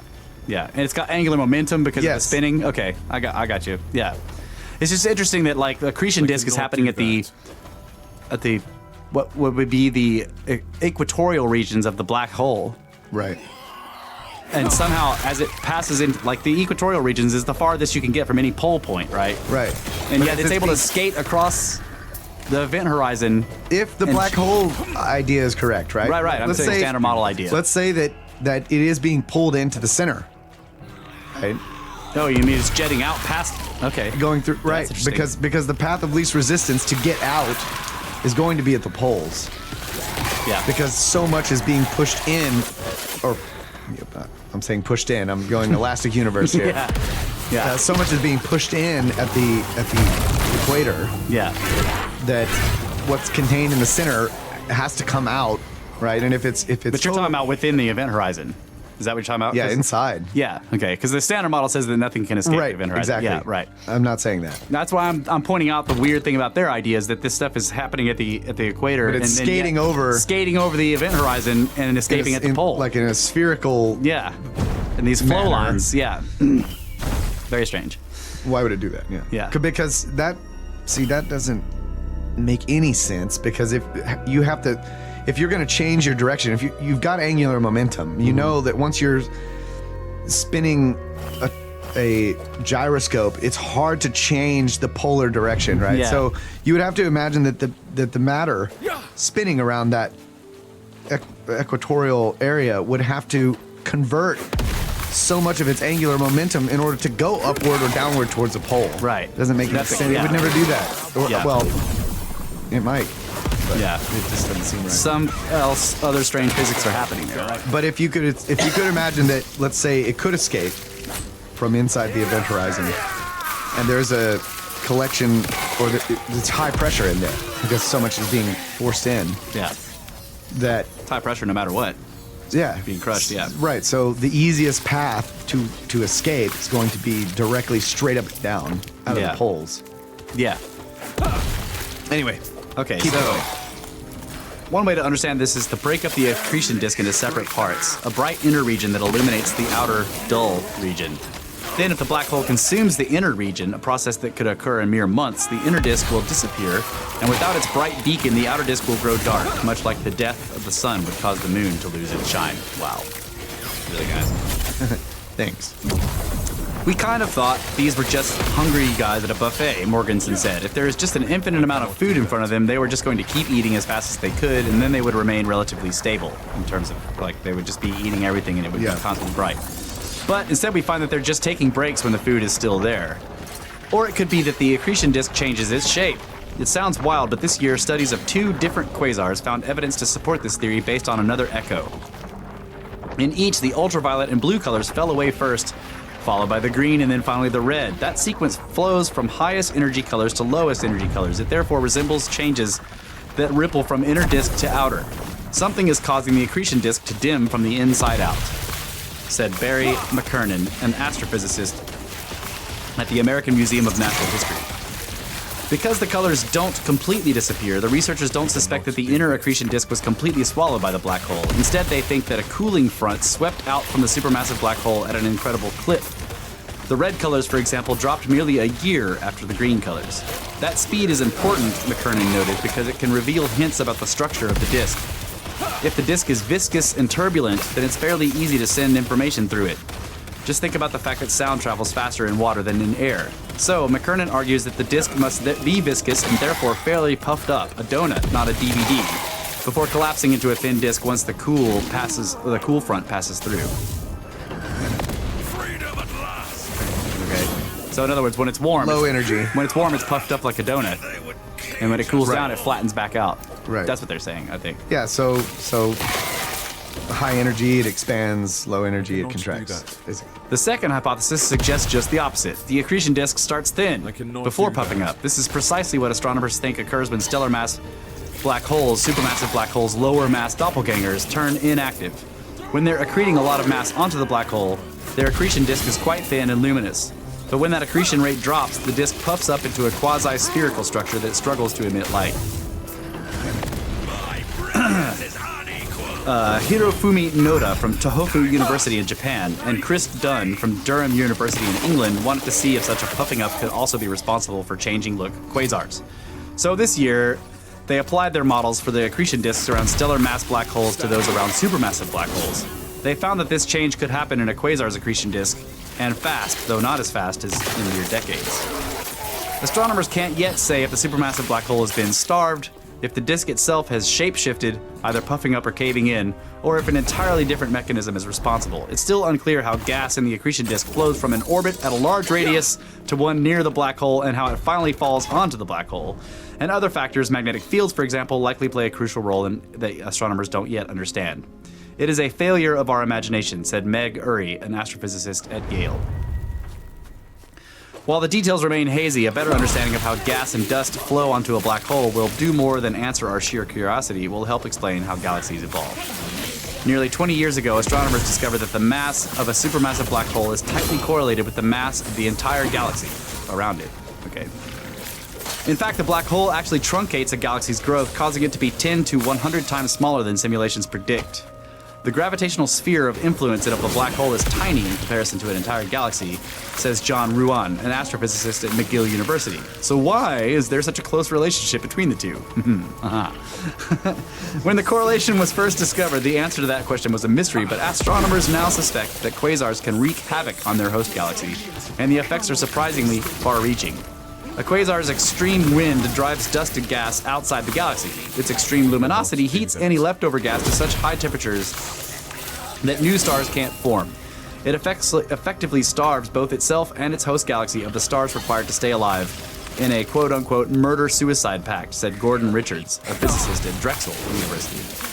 At least that's the current thinking. It has been extremely hard to pin down the details because astronomers can't observe a distant quasar and its galaxy simultaneously. The quasar is too bright to see the galaxy at all. If astronomers could set up cosmic experiments, however, they would study a quasar and then turn off the switch, causing it to grow dark. Changing look quasars are precisely this experiment, Ruan said, offering an unprecedented opportunity to better understand a quasar's far-reaching effects. Chris Dunn was like, what was guiding the quasar? You know? Yeah. I wonder if he. I don't know. Anyway, it's just funny that guy's name is Chris Dunn. It's D-O-N-E though, like done. Oh, yeah, okay. Like as in I'm done. Yeah. I'm done with this quasar thing. Still. Yeah. Couldn't help it. Yeah. You don't just like back up and say that looks like a quasar. So I can hear Brenner already, like right when you started this whole deal. It's like Electric Universe. Yeah. You know, it's turning them on, turning them off. I mean, Yeah. This sounds like, you know, Velikovsky, I can't think of the physicist for Electric Universe. Walter Thornhill? Yeah, Thornhill. Like these massive filaments of plasma or whatever, and then something in the network, you know, there's all like think about the little plasma ball, you know, it's got all the little lightning bolts like moving around at a fairly regular and you put your finger up there, and it just changes it changes the whole pattern. Yeah. The other thing I was thinking of was Elastic Universe, in that when we were doing the experimental model in here a long time ago with the Watcher, and we were seeing the secondary waves, right? So you have the big wave pattern in the medium. Yep. The secondary waves are pulsing outwards from the node, Yeah. where all the materials gathered. And that would push the accretion disk away from the quasar briefly before it came back. Okay. What do you think of that? Yeah. And that would happen quickly, right? So if there's a big wave field, the black hole represents a super node, basically, right? So all this material is gathered there, and everything's being pushed towards it. Well, there would be secondary waves pulsing outwards from Right. it, pushing the accretion disk away from it briefly, and it would turn off and turn on, turn off Yeah. and turn on. I kind of see the two things, like when I think of plasma streams in terms of the electric universe. I see it in the same way as the overall structure of waves in the universe. Like there would be, and everything in terms of path of least resistance. So like the nodal lines Yeah, it would be the plasma stream. is the plasma stream. That's Yeah, the yeah, path I of- agree with path that of too. least resistance. Like on the Chladni plate, you get these lines of sand. Yes. And that would be the And lines that's of the plasma. nodal line, and that's where all the matter collects and all, Yeah. all the stuff. So it's the same. I agree with you. It's the same deal, but I'm imagining like the way larger than just that quasar, like you Yeah. know, all across the Superstructure stuff. Yeah, superstructure. So something, you know, it's very regular, but then occasionally something happens, and the nodal line just drifts. Yeah. For a moment. Yeah, and the It quasar drifts over here, and then it drifts back. Maybe due to a macro or a rogue secondary wave. wave, yeah, or rogue waves, yeah. Yeah. It drifts for a moment and then drifts back. So to us, it's, you know, over a period of years, we see it sort of shut off in various frequencies of light. Yeah. I cannot Because do it's- that. You know, the first theory that they had on the cannot do puffing that. up and contracting sounds more correct to me than the other one. Yeah. The other one just is like squashing it into the house of cards of standard model. Yeah. I don't know. Like, Yeah. the whole thing kind of sounds like that. But Right. They're looking at it within the standard model and trying Yeah. to figure out what's going on here. Yeah. You know, and to me, I'm like, as soon as I read it, I'm like, okay, I can see this in Elastic Universe easily. Yeah.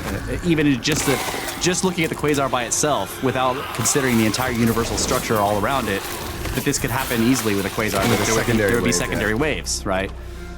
Of course, I secondary typically- waves. Of course, secondary waves are caused by That's what I'm massive saying, structures like- in the macro. Yeah. Right. Like looking at any collection of the dust on the Chladni plate and what might happen to it, you have to Right. realize. Otherwise, you're gonna be like, "What is going on here?" Right. Yeah, exactly. You have to see the whole thing to understand, like, okay, there are these larger motions that are passing. Yeah. And so that's why this minute area that I'm looking at changes suddenly. Right.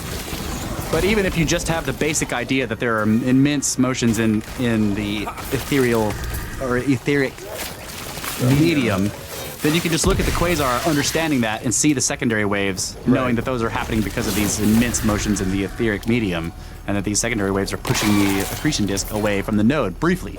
Right. You know. And I think the disappearance of the certain frequencies down or up the frequency scale. I can't remember which way it was Yeah, it going. started at the brightest stuff and went brightest down. going Yeah. down. Like that's a clue, you Yeah, know, yeah. as to what type of change is happening. Yeah. Yeah, because you can't explain that in terms of matter being destroyed, because it just will make all kinds of light. Like Right. anything Cannot do that. total conversion basically is every light. It's just going to be a huge burst of every kind of frequency there is. Right. So they describe high energy as being Gamma rays. is higher ultraviolet. frequency Yes. vibration, right? Yeah. It takes It's always spoken of in that way. So if you're playing the lowest note on the instrument, that's low energy, and then you play the highest note, it's high energy. right. And I think Uncle Tom was saying that it takes like when you're playing a horn or whatever, to hit the low note Takes doesn't more air. right. Well, the low note doesn't require near the energy of vibration in terms of decibel. Yeah. But when you want to hit that high note, you know, and it requires more energetic, more pressure. like so just purely in astrophysics or just physics period, to make higher energy or higher frequency light requires higher energetic reactions. You see what I'm saying? Yeah. Like right now, you're putting out infrared, and but if I set no, you on okay. fire, you would be putting out a lot more light than infrared. Okay, I got the story wrong. It was Nate, our cousin Nate, Tom's son. He was talking about the guitar string, and that, like, to hit the same note with a low string as the high string, you have to crank up the tension on that note so much. And so there's so much mass there, okay? So when you strum the low string, there's so much mass you're having to move. Yeah. So if you want to bring it up to get to that higher note, it requires so much more energy. Yeah.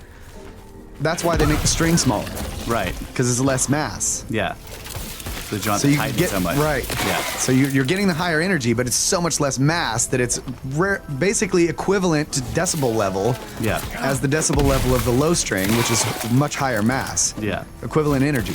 Yes. So that was a really good way for me to understand high energy vibration. Yeah. I see what you High mean, frequency versus low energy, low frequency. Yeah. Right. But the way they, so just looking at it in those terms, like the high energy, high frequency light starts to go away first.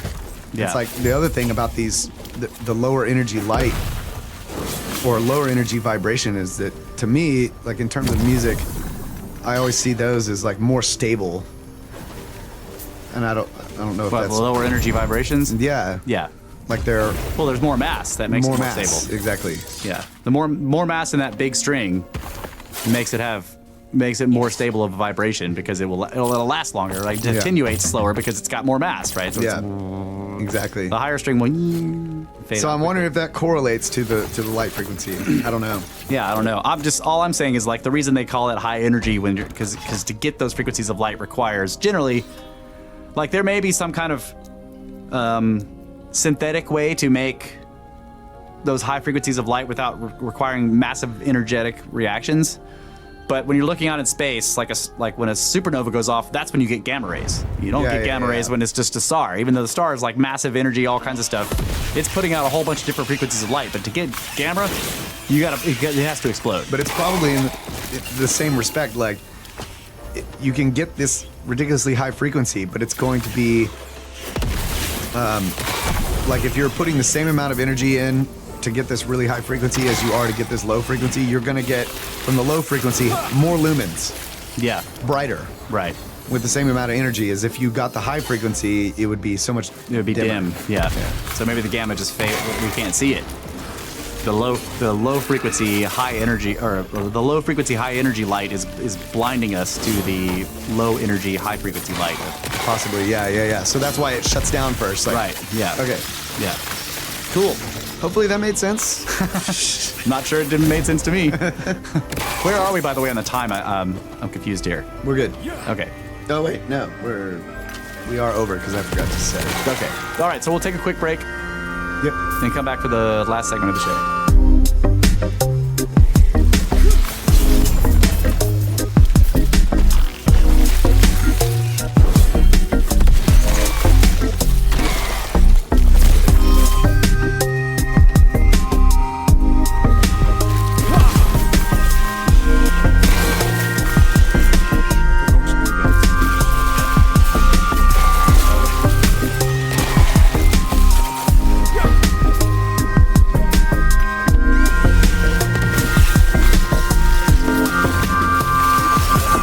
A relentless and unstoppable pursuit of pyramids and handling all time situations flawlessly. Zero overruns. Oh yeah. Oh, let me start the timer. Yeah. Let's start the timer there. See? Zero It's- overruns. It's the advancement of science right here. We're correcting mistakes. Zero mistakes. So I'm sure all of you have been waiting for this geological eras and periods. See, I have this table that I've been like. I always wanted to know this, and I was looking through Michael Cremo's book, Hidden History of the Human Race, which is an abridged version of his fantastic book, Forbidden Archaeology. But you can get Hidden History of the Human Race on Kindle for $9, $10 basically. But in this table 1.1, geological eras and periods, right? So like, because you always see this, like they're listing off, oh yeah, in the Devonian era, blah blah blah. And I'm like, when is this, right? So the eras are Cenozoic. That's where we are. Okay, Mesozoic and Paleozoic. That's pretty easy to remember. Paleo being the oldest, Meso is middle, and then we're in the Cenozoic. Okay, those are the geological eras. Paleozoic ends at 286 million years ago, right? Or you would say the Mesozoic begins there, right? Yeah. Is that how to read this? Let's see. Yeah, I think so. Okay, so Holocene is, these are periods. There's a whole bunch of these. Holocene is what we're in now. Pleistocene, Pliocene, Miocene, Oligocene, Eocene, Paleocene, Cretaceous, Jurassic, Triassic, Permian, Carboniferous, Devonian, Silurian, Ordovician, and Cambrian. Those are the... Too many. Yes, too many. But I can't even get the zodiacal constellations down yet. It's only 12. Okay. Well, we know the Cambrian because of the Cambrian explosion. Yep. Right? No, I recognize the names, but I'm not going to be able to put them in order. Yeah, then there's the Permian extinction, right? The Permian period is 286 million years ago. Again, that's the end of the Paleozoic. So the Paleozoic is it ends with an extinction event. Yeah. Same thing with the other ones. Like they ends with a bang. Yeah, ends with a bang. So those are the ones, and the periods are like, it has all the numbers. Anyway, in the book there's this table, and I was like, this is fantastic, that I'm never going to remember it. But okay, so he says paleoanthropologists believe that anatomically modern humans, Homo sapiens, emerged gradually from Homo erectus, somewhere around 300 to 400,000 years ago. The first early Homo sapiens, or archaic Homo sapiens, are said to have appeared. They are described as having a cranial capacity almost as large as that as modern humans, yet still manifesting to a lesser degree some of the characteristics of Homo erectus, such as the thick skull, receding forehead, and large brow ridges. Examples of this category are the finds from Swascombe in England, Steinheim in Germany, and Fonchelvade and Arago in France. Because these skulls also possess to some degree Neanderthal characteristics, they are also classified as pre-Neanderthal types. Most authorities now postulate that both anatomically modern humans and the classic Western European Neanderthals evolved from a pre-Neanderthal or early Homo sapiens type of hominids. Okay, so we've also talked about most of that. Like 300 to 400,000 years is approximately when Homo sapiens showed up on the scene, according to the standard model. Yeah. Right. So he goes through a bunch more of this, but this is really the part I wanted to get into for the beginning of this, because I kind of want to go through a bunch of the stuff he has in this book on part one. Part one of this book is about the problems with the standard model discoveries, specifically dealing with the evolution of humans, right? Because this idea kind of explodes onto the scene in the Darwinian period, and people just like loved it, and they went out looking for evidence of it, and a lot of people were maybe not so much hoaxing or fabricating the evidence, but being sloppy in the science, to the point to where if you find something anomalous today, if you were that sloppy, they would just freaking ridicule you and drop it. Okay, that's the point that he gets to in this book that I want to get to. But right here, he has some principles of epistemology.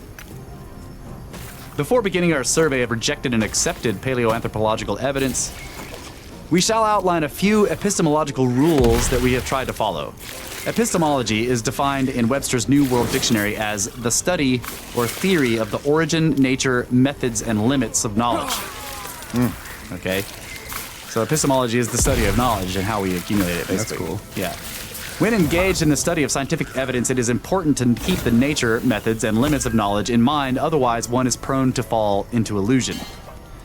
Paleoanthropological evidence has certain key limitations that should be pointed out. First, the observations that go into paleoanthropological facts tend to involve rare discoveries that cannot be duplicated at will, which is pretty obvious, right?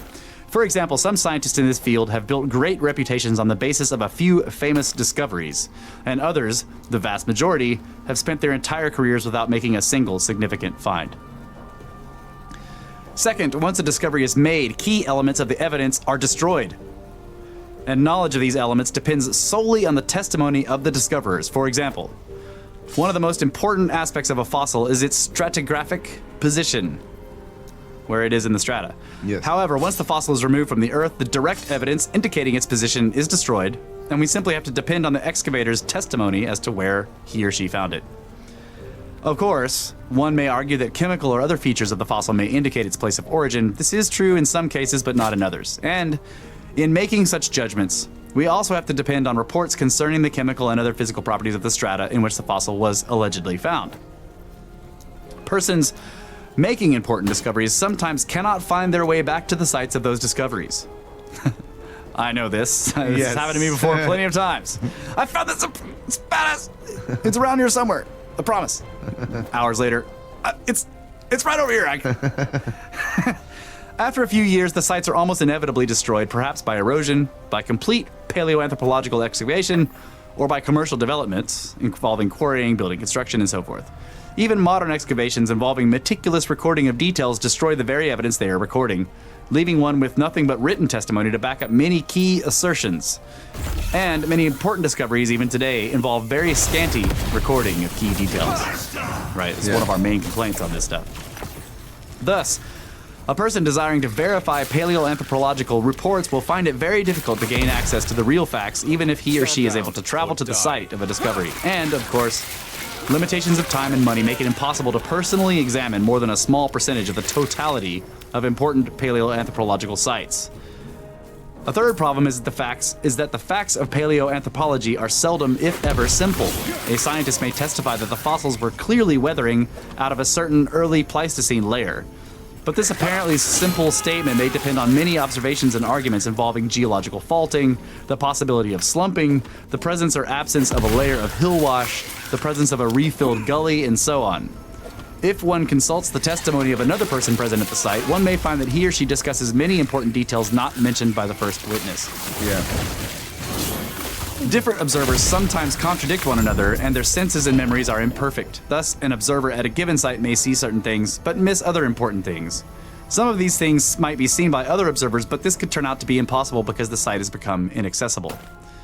Then there is the problem of cheating. This can occur on the level of systematic fraud, as in the Piltdown case.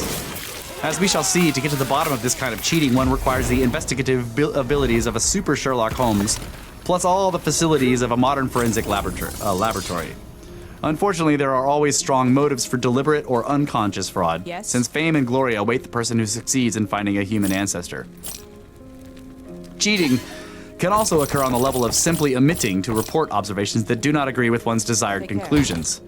As we shall see in the course of this book, investigators have sometimes observed artifacts in certain strata, but never reported this because they did not believe the artifacts could possibly be of that age. It is very difficult to avoid this because our senses are imperfect, and if we see something that seems impossible, then it is natural to suppose that we may be mistaken. Indeed, this may very well be the case. Cheating by neglecting to mention important observations is simply a limitation of human nature that unfortunately can have a deleterious impact on the empirical process. The drawbacks of paleoanthropological facts are not limited to excavations of objects. Similar drawbacks are also found in modern chemical or radiometric dating studies. For example, a carbon-14 date might seem to have involved a straightforward procedure that reliably yields a number, the age of an object. But actual dating studies often turn out to involve complex considerations regarding the identity of samples and their history and possible contamination. They may involve the rejection of some preliminary calculated dates and the acceptance of others on the basis of complex arguments that are seldom explicitly published. Here are also the facts can be complex, incomplete, and largely inaccessible. In other words, like they'll do dating multiple times, get a vast a wide range of numbers, and then use all kinds of complex logical arguments or pseudo-logical arguments in order to get the one that they want, right? Yes. This happens quite often. Calibrated. Yeah, it's calibrated to be the number that we want. That's right. The conclusion we draw from these limitations of paleoanthropological facts is that in this field of study, we are largely limited to the comparative study of reports. Although hard evidence does exist in the form of fossils and artifacts in museums, most of the key evidence that gives importance to these objects exists only in written form. Since the information conveyed by paleoanthropological reports tends to be incomplete, and since even the simplest paleoanthropological facts tend to involve complex, unresolvable issues,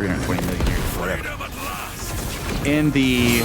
In their idea, humans have been around for almost the entire time because we're products of the Brahmin thought experiment or whatever it is.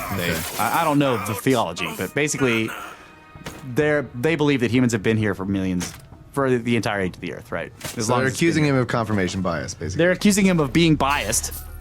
That the whole book is just about his bias that we've been here for millions of years. Right. That's why he digs up these anomalies that show that humans have been around for 320 million years or whatever. You know, the guy on the tabletop mountain that was 320 million years old, right?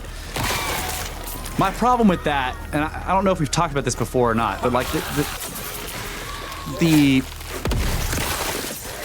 unspoken implication in that accusation is that atheists or people that don't have some kind of spirituality are unbiased. Yeah. right? Maybe not even atheists, but just like that the scientific method is full of people that have zero biases. This is ridiculous. Like, no one is unbiased. Everyone has preconceived ideas. You can't. The only person that doesn't have preconceived ideas is like a Buddhist guy in deep meditation with his mind totally empty, right? Or a baby. Right.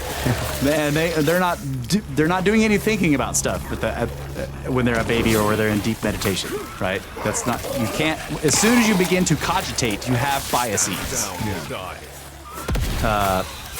Okay, here it is. Primo is a member of the International Society for Krishna Consciousness, or Hare Krishna. Calls himself a Vedic creationist. Right, so it's in that vein of the Vedic, the Buddhist or Hindu, whatever. Maybe Vedic is different, I'm not sure. I thought those were all kind of Stand down or die. Hinduism. Yeah, okay. Krishna is Hinduism. So the point is that they're accusing him of being biased by his religion. Right. And I'm just like, okay. I think really it suggests, like you're saying, that if you're religious, you have a bias. Therefore, you can't be a scientist, or you can't look at data like objectively. Objectively. No one does. That's my point, right? Like that's what I'm trying to say. Like the reason that is disingenuous is because the implication is that us empirical scientists have no biases. Right. It's bullshit. Yeah. So. But I just I like the focus more on, like, it kind of suggests that if you're an atheist, you don't have a bias. Yeah. Right? Yeah. You just accept whatever the dirt's telling you, you know? Yeah. If you follow religion, then you're going to be trying to confirm your bias. Right. When you're looking at the rocks. That's what they're claiming. Yeah. Yeah. Yeah. I just think that's crap. Yeah. I mean, I guess what I should say is, like, yes, he probably is following his bias, but so does everyone, is what I mean. There is no such thing as being unbiased, is what I'm trying to say. Of course, Cremo's biased. His spirituality, which is a big part of his life, tells him that we've been here for millions of years. So he goes out looking for, is there any scientific data that says this? And he finds it. And they're like, oh, well, he's biased. Right. I agree with that. But the reason why he had to make this book about all these forgotten or hidden or forbidden things is because they're biased against those, is my point. Like, the implication of them accusing him of bias and claiming that makes his argument invalid is that they have none, and that's what's bullshit about it. Yeah, yes, he's biased, but so are you. That's what I mean. Yeah, so what he's doing, unlike what they're doing, is talking about, what is it called? The study of knowledge? Epistemology? Yeah. And, like, comparing these things according to science, right? The best that he can.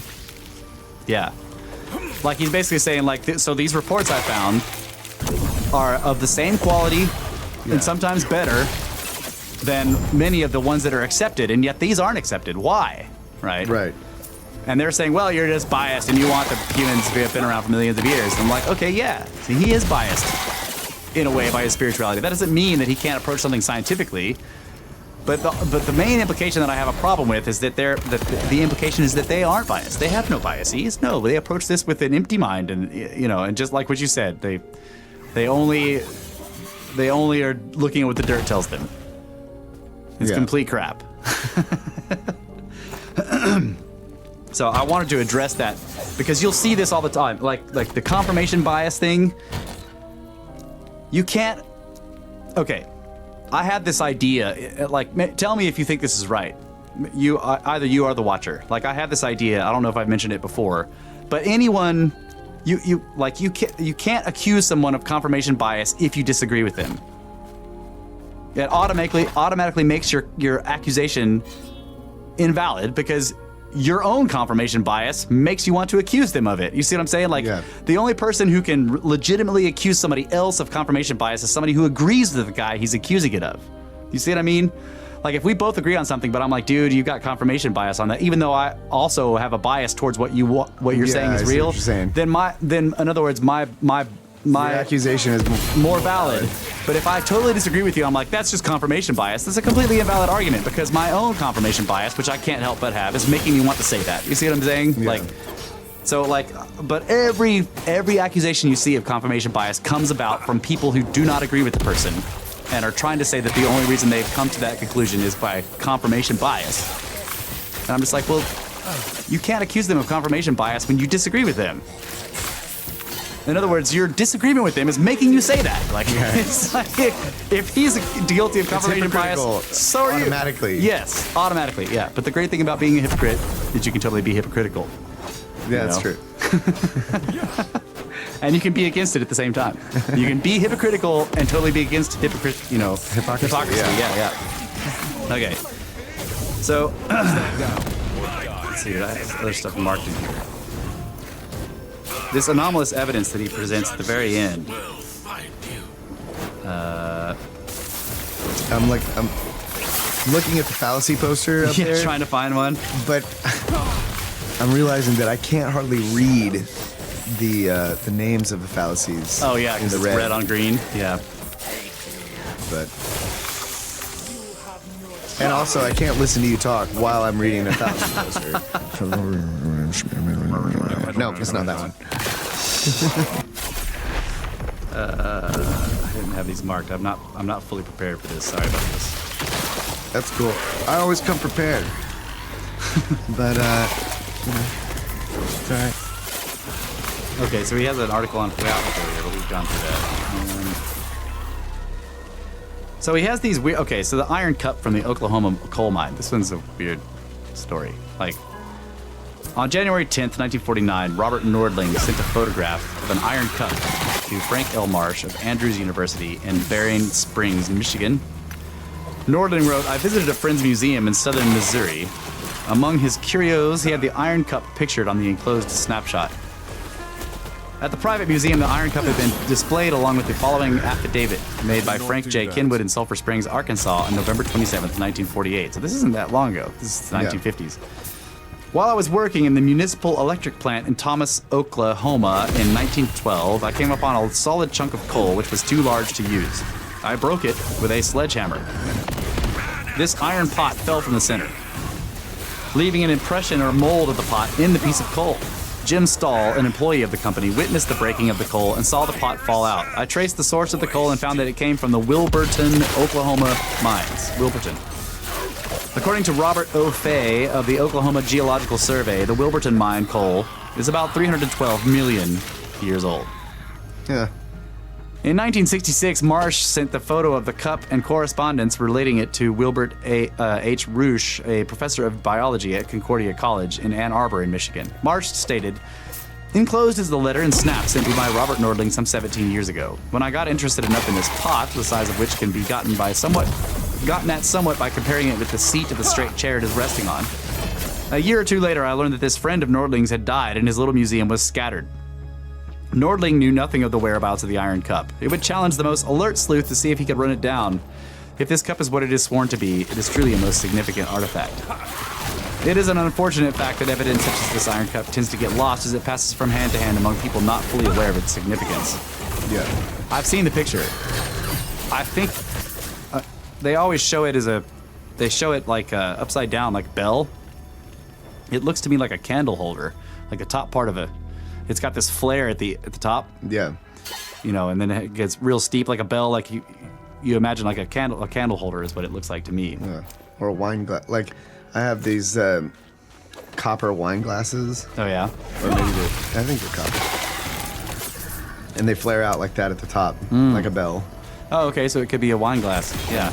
It just ends at the bottom of the bell. There's no there's no stem. No stem, yeah, which is the first thing to break on a wine glass, right? Exactly. Yeah, or on a cup. Well, yeah. A goblet. Maybe not the first thing to break. Maybe not. If it's one of those really things. Yeah. But it's also got this incredibly beautiful filigree design on it. It's not just a black iron. It's crazily designed. I just want to say, I know we say this all the time on the podcast, but this just, every time these types of things come up, like the London Hammer, all of these things, a lot of the anomalies that are rejected. Yeah. I feel like it's all due to the uniformitarian. It always goes back to uniformitarianism. Yeah. Because these geological layers are given dates. Right. Stratification, yeah. Right? So I know that there are problems in the dating in terms of like how long have Homo sapiens been around and Right. how long are they? But all of that really stems from the uniformitarianist Yes. mindset. I agree that these might not be millions of years old. I totally agree with that because like we don't. Or they could be. I mean, I Yeah, don't. But the idea that this coal is so many millions of years old has to do with this uniformitarian idea of like subduction and whatever. Yeah. And it's like, you know, Right. like you've got all this. Pete. Yeah, and it's being shoved down underground by some, Right. some process that must take a ridiculously long period of time because catastrophes don't happen. Right. Exactly. So Yeah, I think what was it? to me, therein lies the big problem. Yeah, the problem is in the dating methods. Is in uniformitarianism. Yeah, in uniformitarianism. Yeah. If you got rid of that, then you would lose the dates Right. of all, like, in other words, we couldn't go back due to what he was saying about the sites being destroyed Yeah. and figure out, okay, well, maybe what was if we have this new dating for this strata, Yeah. you can't even go back and check. So the moment that it is, if it ever is, accepted that the uniformitarian idea was wrong and the dating was wrong on these layers, Yeah. then all of the dating of every freaking artifact or fossil or whatever that we found is now lost because you can't go back and look at the site and reevaluate Yeah. the dating of the layers. So Yeah. it's just like wipe the slate clean. We have to Yes. start over. Right. It's crazy. I had this idea that we are like, in terms of time, we really are floating in this. Like, I picture it as an island of about 6,000 years of written history. And even the edges of that island are unclear. Yes. The coastlines are, the tides come in far into the island because the coastlines are big because it gets more and more uncertain. But then we just don't know how much time before and how much time there is going to be after that island. We don't know. You know, like all of it's based on, I mean, like the idea of the constant of decay. And, Yes. we would have to get rid of more than just the stratigraphy, but the constants that are in the cosmological ideas of science. Yeah. Like they would try to claim that anything with carbon-14 dating is pretty solid. But they're like, no, that's based on cosmology problems, or that's based on cosmological ideas that have issues. Like, Right. And it's still based on even if you just forget all the problems with how much of this stuff is incoming all the time, because it's cosmogenically generated, C14 is, by cosmic rays. If you just pretend that's been normal across history, even though it hasn't. If you forget that, you still have the problem of like assuming that carbon-14 decays at a steady rate all the time forever. Right. So, and then they have some fission track stuff, which is interesting, but you still are looking at counting fission tracks is still relying on decay. It's just a more precise way of counting decay rate. Yeah. Or, I'm sorry, counting decay amount. Amount, And yeah. assuming the rate has been constant. It's the same. Yeah. Yeah. So here's another one. A shoe sole from Nevada. We might have done this one, a brief one before, but he's got, let's see. October 8, 1922, the American Weekly section from the New York Sunday American ran a prominent feature titled Mystery of the Petrified Shoe Sole. 5 million years old by Dr. W.H. Ballow. Ballow wrote some time ago while he was prospecting for fossils in Nevada. John T. Reed, a distinguished mining engineer and geologist, stopped suddenly. This is a geologist that found this, okay? Yeah. It's harder to. This is why his information is great, because it's not just some random dude. Yeah. Okay, so this geologist stops suddenly and looks down in utter bewilderment and amazement at a rock near his feet. For there, a part of the rock itself was what seemed to be a human footprint. Stand down or die. Closer inspection showed that it was not a mark of a naked foot, but was apparently a shoe sole which had been turned into stone. Oh, I think I remember seeing a picture of this one. A forepart was missing, but there was the outline of at least 2/3 of it, and around this outline ran a well-defined sewn thread. Yes. Which had, it appeared, attached the welt to the sole. Further on was another line of sewing, and in the center, where the foot would have rested had the object really been a shoe sole, there was an indentation exactly such as would have been made by the foot, or the bone of the heel rubbing upon and wearing down the material of which the sole had been made. Thus was found a fossil which is the foremost mystery of science today, for the rock in which it was found is at least 5 million years old, right? They just announced that, Right. like, it's a given. This rock is 5 million years old and we know this. Like, well, okay, wait a minute. Exactly. Everything else, like all the rest of your ideas about human development point that rock is not that old, but you just say, well, this is a giant mystery because we know that this rock is this old. Wow. Yeah. Exactly. Why do you do that? Reed brought the specimen to New York, where he tried to bring it to the attention of other scientists. Reed reported, on arrival in New York, I showed this fossil to Dr. James F. Kemp, geologist of Columbia University, Professors H. F. Osborne, W. D. Matthew, and E. O. Hovey of the American Museum of Natural History. Oh yeah, there's a picture of it, a little picture. All of these men reached the same conclusion, in effect that, quote, it was the most remarkable natural imitation of an artificial object they had ever seen. These experts agreed, however, that the rock formation was Triassic, and manufacturers of shoes agreed that that originally the specimen was a hand-welted sole. Dr. W. D. Matthews wrote a brief report on the find, declaring that while all the semblances of the shoe were present, including the threads upon which it had been sewn, it was only a remarkable imitation, a lusus naturae, or a freak of nature. Curiously enough, an inquiry by us being Michael Cremo and his partner, to the American Museum of Natural History resulted in a reply that the report by Matthew is not in their files. Reed, despite Matthew's dismissal, nevertheless persisted. I next got a hold of a microphotographer, there we go, and an analytical chemist of the Rockefeller Institute, who on the outside, so as to not make it an institute matter, made photos and analyses of the specimen. The analyses proved up or removed any doubt of the shoe sole having been subjected to Triassic fossilization. The microphoto magnifications are 20 times larger than the specimen itself, showing the minutest detail of the thread twist and warp, proving conclusively that the shoe sole is not a resemblance, but is strictly the handiwork of man. Even to the naked eye, the threads can be seen distinctly, and the definitely symmetrical outlines of the shoe sole. Let's see, yeah, okay.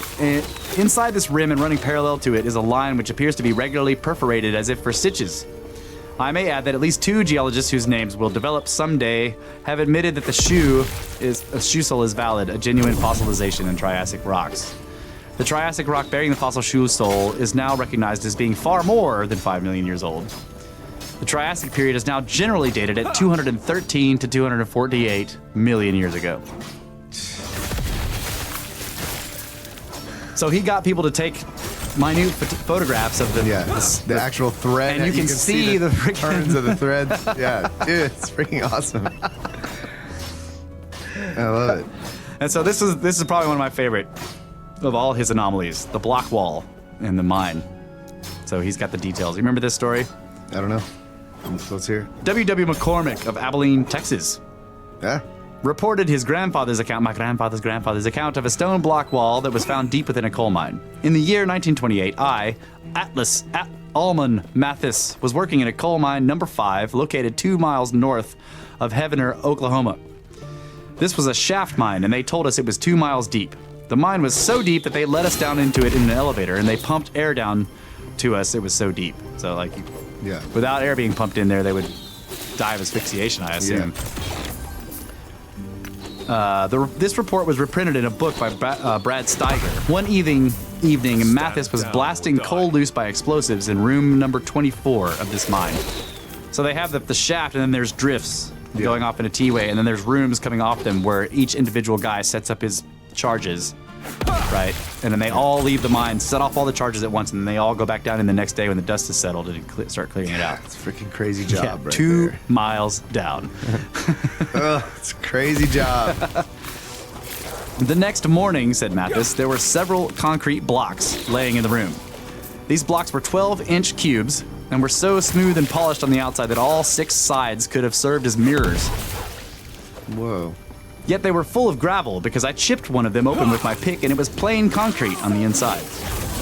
Mathis added, as I started to timber the room up, it caved in and I barely escaped. When I came back after the cave-in, a solid wall of these polished blocks was left exposed. So, like, the cave-in was basically the rest of the coal falling off the wall. Off of it, yeah. About 100 to 150 yards farther down our air core, the drift that they're in, another miner struck the same wall or one very similar. 150 yards. Okay, we're talking about a big wall here. The coal in the mine was probably Carboniferous, which would mean the wall was at least 286 million years old, according to the standard model. According to Mathis, the mining company officers immediately pulled the men out of the mine and forbade them to speak about what they had seen. This mine was closed in the fall of 1928, and the crew went to mine number 24 near Wilburton, Oklahoma. Mathis said the Wilburton miners told of finding, quote, a solid block of silver in the shape of a barrel with the prints of the staves on it. The coal from Wilburton was formed between 280 and 320 million years ago.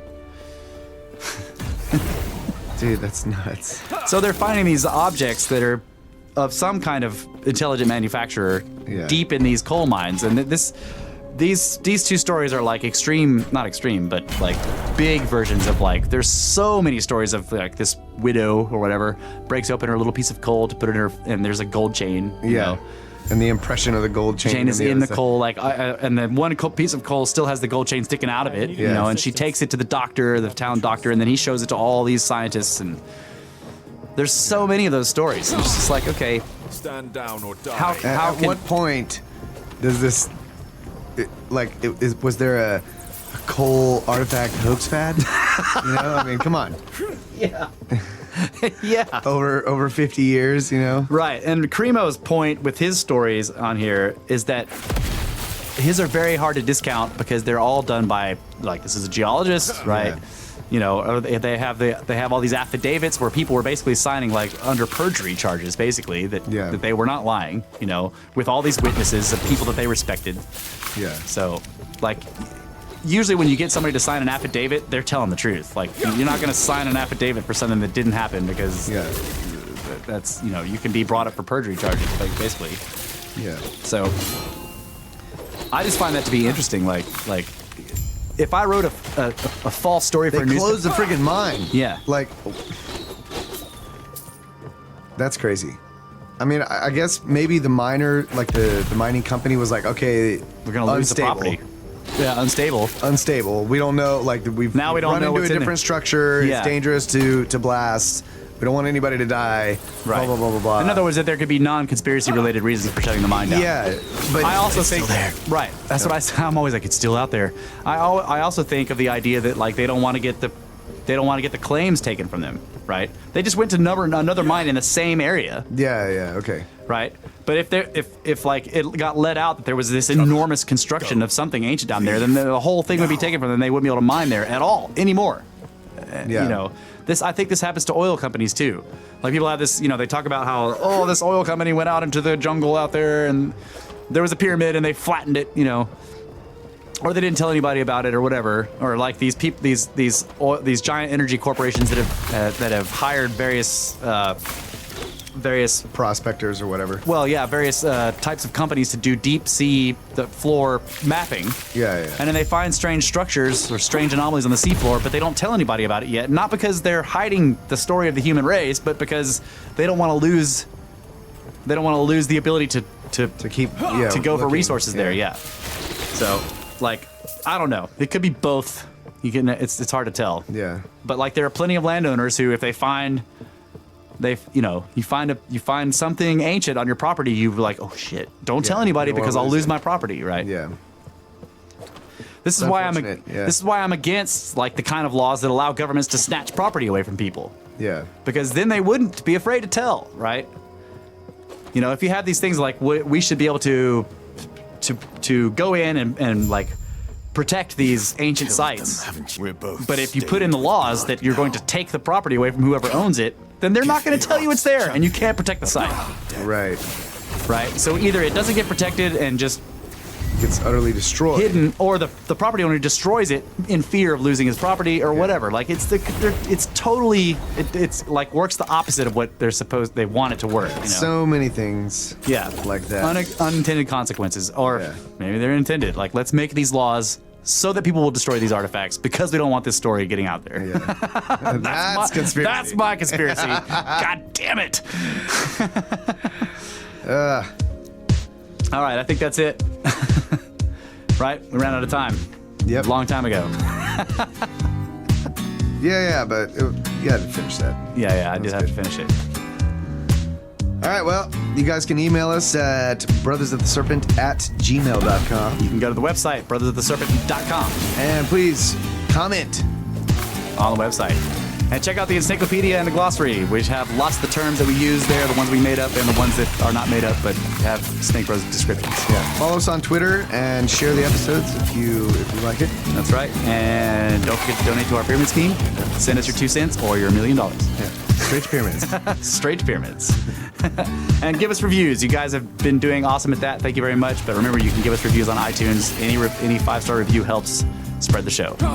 So thank you guys very much. Thanks a lot. Yep. Good night, Ajamu. Get back to work.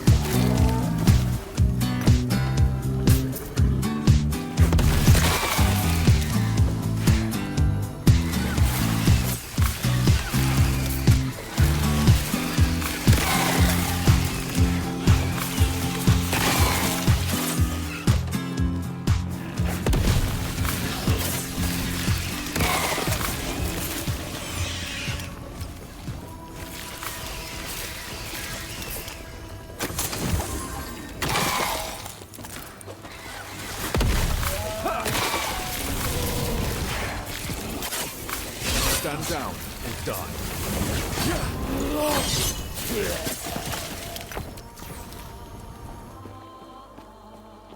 Ha!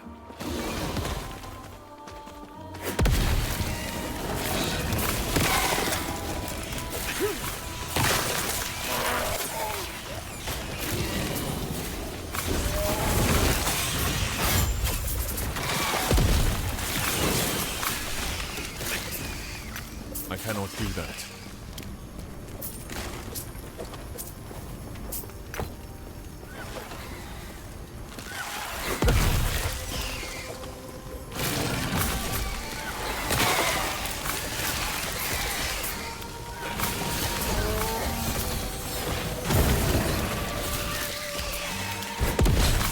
Stand down.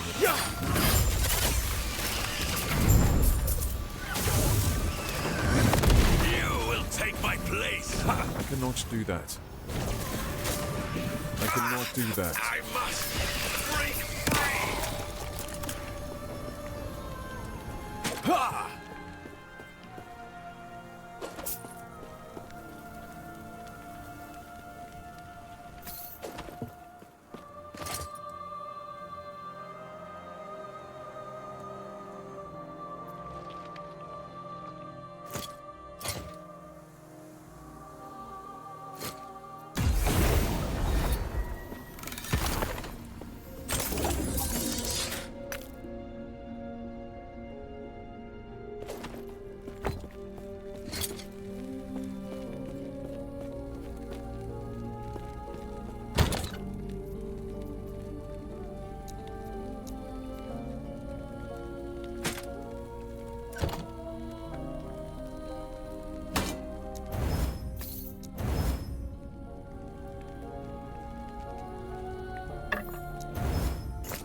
Yes?